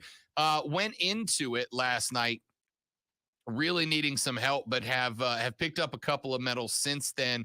Let me get the official medal count as of this morning. Yep, here it is updated. Norway leads all countries right now with 21 medals, 9 of them gold, 5 silver, 7 bronze. The Russian Olympic Committee has 18, 4 gold, 6 silver, and 8 bronze. But if you have not followed, there is a bit of a question mark in the figure skating world because one of the Russian figure skaters was pop positive for a banned substance. And we know the reason that they are the Russian Olympic Committee and not Russia is because Russia is banned from having participants, so they compete under the Russian Olympic Committee because that's different. Anyway, one of their skaters in the figure skating has been pop positive for a banned substance. However, the IOC has determined that since she is just 15 years of age, that she still will be allowed to compete in the figure skating program, which I want to say starts tomorrow and then wraps up on Thursday, if I recall correctly. Anyway, allowed to compete despite testing positive for a banned substance. The IOC saying that it would have caused irreparable damage to her career to be removed from these Olympics at this age. If she was 16 or older, she likely would have been banned, but because she's just 15, they have decided to let her compete. However, they will not at this point be holding any medal ceremonies should the Russians in any team or individual event where she was to be a part of it. They will not do an official medal ceremony as they continue to investigate that positive test to find out how it happened, et cetera, which of course means that nothing's going to happen and she's going to get her medals. She's one of the best in the world. She will obviously get it. That being said, the Americans right now on pace in both men's and women's hockey to medal. The women, by defeating Finland, have made it to the gold medal game of the women's bracket. We do not know if they will take home a gold because their gold medal opponent is America's hat, Canada. They will take on the Canadians, who already beat them relatively decisively early last week. So they'll get a rematch with Team Canada. Winner of that takes home gold. Loser goes home with the silver. On the men's side, the Americans open round play at 3-0 and will get the first round bye for the knockout stage. So the Americans likely will on their way after they defeat Germany to an appearance in the gold medal game. They need just one more win to get to the gold medal game. So 2 consecutive wins from here on out would win gold for the Americans, but 16 medals, trailing Russia by 2, and some of our better events still left ahead of us. Germany down by 1. They have 15 as of this morning, though the Germans, I believe, have added a gold in the, what's the 2-man bobsled called? What do we say it was called? The duo? No. Yeah, once we figured it out, I forgot it. Monobob is one. Yeah, I forgot it automatically and tried to push it out of my head because and then you brought it back up. The 2-man bobsled, the Germans were just absolutely rocketing earlier, so they'll probably add another one on to tie the Americans. Germany, Austria, Canada all have 15. The Netherlands has 12. Sweden, France, Italy, Japan with 11. China has 10. Switzerland with 8. Slovenia with 7, and everybody else is at 5 or less after that. So the Americans right now 5 medals behind Norway, 2 down in the gold department. They are 2 medals behind Russia. However, the majority of Russia's medals have been bronze. We have 3 more gold than them and the same number of silver, trail them by 5 bronze medals altogether, and that is where our Olympic medal count shapes up right now. Let's get Jason in here before we take a break and head to Twitter. Jason, welcome back. Good to have you, big fella. Appreciate you taking a minute. Thank you very much. There's a couple comments. the big, you had an interception after T. Higgins touchdown, have the Rams holding them to a field goal, and that's that's one of the big moments of the game. Because it would have been a 2-score game. Who knows what would have happened after that? But man, what a huge moment for the Rams. Couple things. Commercial. I love the the metal soprano. Finally learned how to park. And and that was pretty neat. And I love thinking of the Doctor Strange trailer. That's I'm not a huge comic book guy. I've loved the MCU movies. It's gonna be interesting to see what they go from here. The ones they've made in Phase 4 or after, or Endgame is. I mean, it's kind of been anticlimactic. I mean, how can you top the last two in the Phase, the Endgame and Infinity War? How can you top those? But Doctor Strange, it's going to looks pretty good, and it's going to be interesting to see how that ties in with everything, and with the kind of tie-ins I have with the Loki series. But anyways, thanks for taking my call. Jason, appreciate you, big fella. Thanks for checking in. Yeah, we'll it's interesting though. If you saw the trailer, if you didn't, go watch it like 8 times, because it's like every time I watched it, something new popped up. And the version online is longer and has more stuff in it too. So it's And the one thing that caught my eye, well, 2 things that caught my eye were it appears that What If on the Disney Plus, it appears that What If is canon now, right? Because we saw Peggy Carter's shield. It looks like we're going to get alternate evil Doctor Strange, which will be very interesting. I don't know if I'm afraid of it or not. What I'm intrigued by is I think we have hit the point, Zoe, where the casual Marvel fans are going to go, okay, it's getting a little deep, right? Like the lady friend watched all of the first, 27 movies of Phase 1, got to the end, enjoyed it. But when Tony reached his fate, and I started trying to kind of explain, because we saw Spider-Man in theaters too, when I started trying to explain their ability to hop through the multiverse, the sling ring and all that, it kind of got to the point where I think she was like, getting a little comic booky for me here. I think I'm going to cash out. And I wonder if Marvel's numbers will do the same with Multiverse of Madness. I think this is going to be a big hit. Will it be on the level of Spider-Man? Probably not, because it's Spider-Man. It's Spider-Man. We'll see, because of COVID and everything. Will this make more money than the first Doctor Strange? And I think it will. I think it will too. I'm also intrigued because there is we heard a particular voice pop up in that trailer, and I'm not going to say who it was because I really want people to be able to hear it and recognize it. But we heard a particular voice, which means we're going to get some crossover here for sure. And there are some hot and heavy rumors that we may be getting some very big name actors showing up in not really cameo roles here. Alternate versions of heroes. Of our Marvel characters, yes. Right? And one new one. The one I will say I'm intrigued to see is there is a rumor going around that right now that John Krasinski, a.k.a. Jim Halpert from The Office, may be showing up as Reed Richards, and we're going to get our first look at the new Fantastic Four. This would be one of the best places to throw it out there, because we know it's coming. Sure. We know it's coming. Why not do it now? Yeah, and get a feel for how it's going to work, right? Like, get a feel for it. Are people, after the last one burned out, are people interested in another iteration of the Fantastic Four?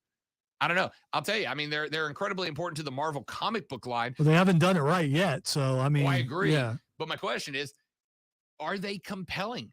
Stretchy guy, Invisible Girl, and Big Rock Giant. I don't know if they're as compelling as the Hulk and Iron Man, to regular non-comic book fans. It's going to depend on the villain. Fair enough. Let's take a break. We'll come back. Twitter trending topics to wrap it up on a Monday. The Rob Brown Show is on ESPN Upstate.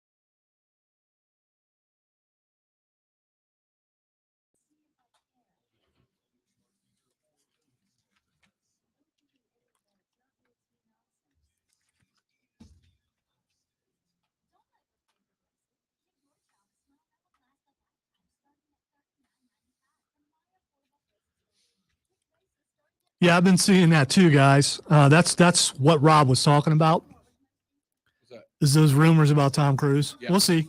Yeah, I don't want to say that, but yeah.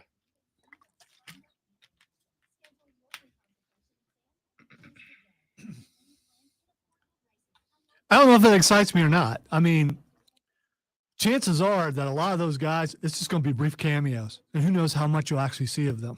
Prop bet: will a player propose? That's a yes. Did you say yes? Yep.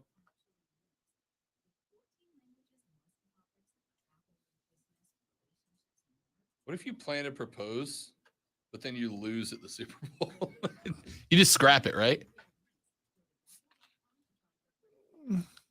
So that would what? Scrap the proposal period? No, Like you just save it for there. another moment. You don't want to connect that to that loss, right? It's like the most painful moment of your professional career. Why not turn that painful moment into a pleasant one? Because it's always going to be connected to that time you lost the Super Bowl. Or I that time you went to the Super Bowl.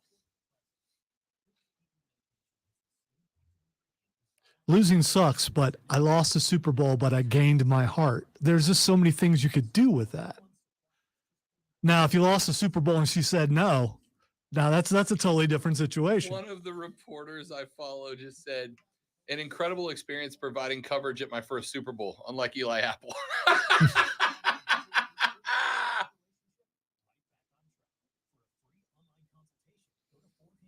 Uh-oh.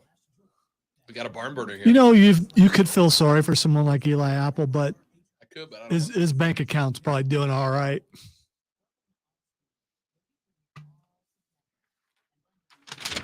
You make fun of me all you want, radio salary guy.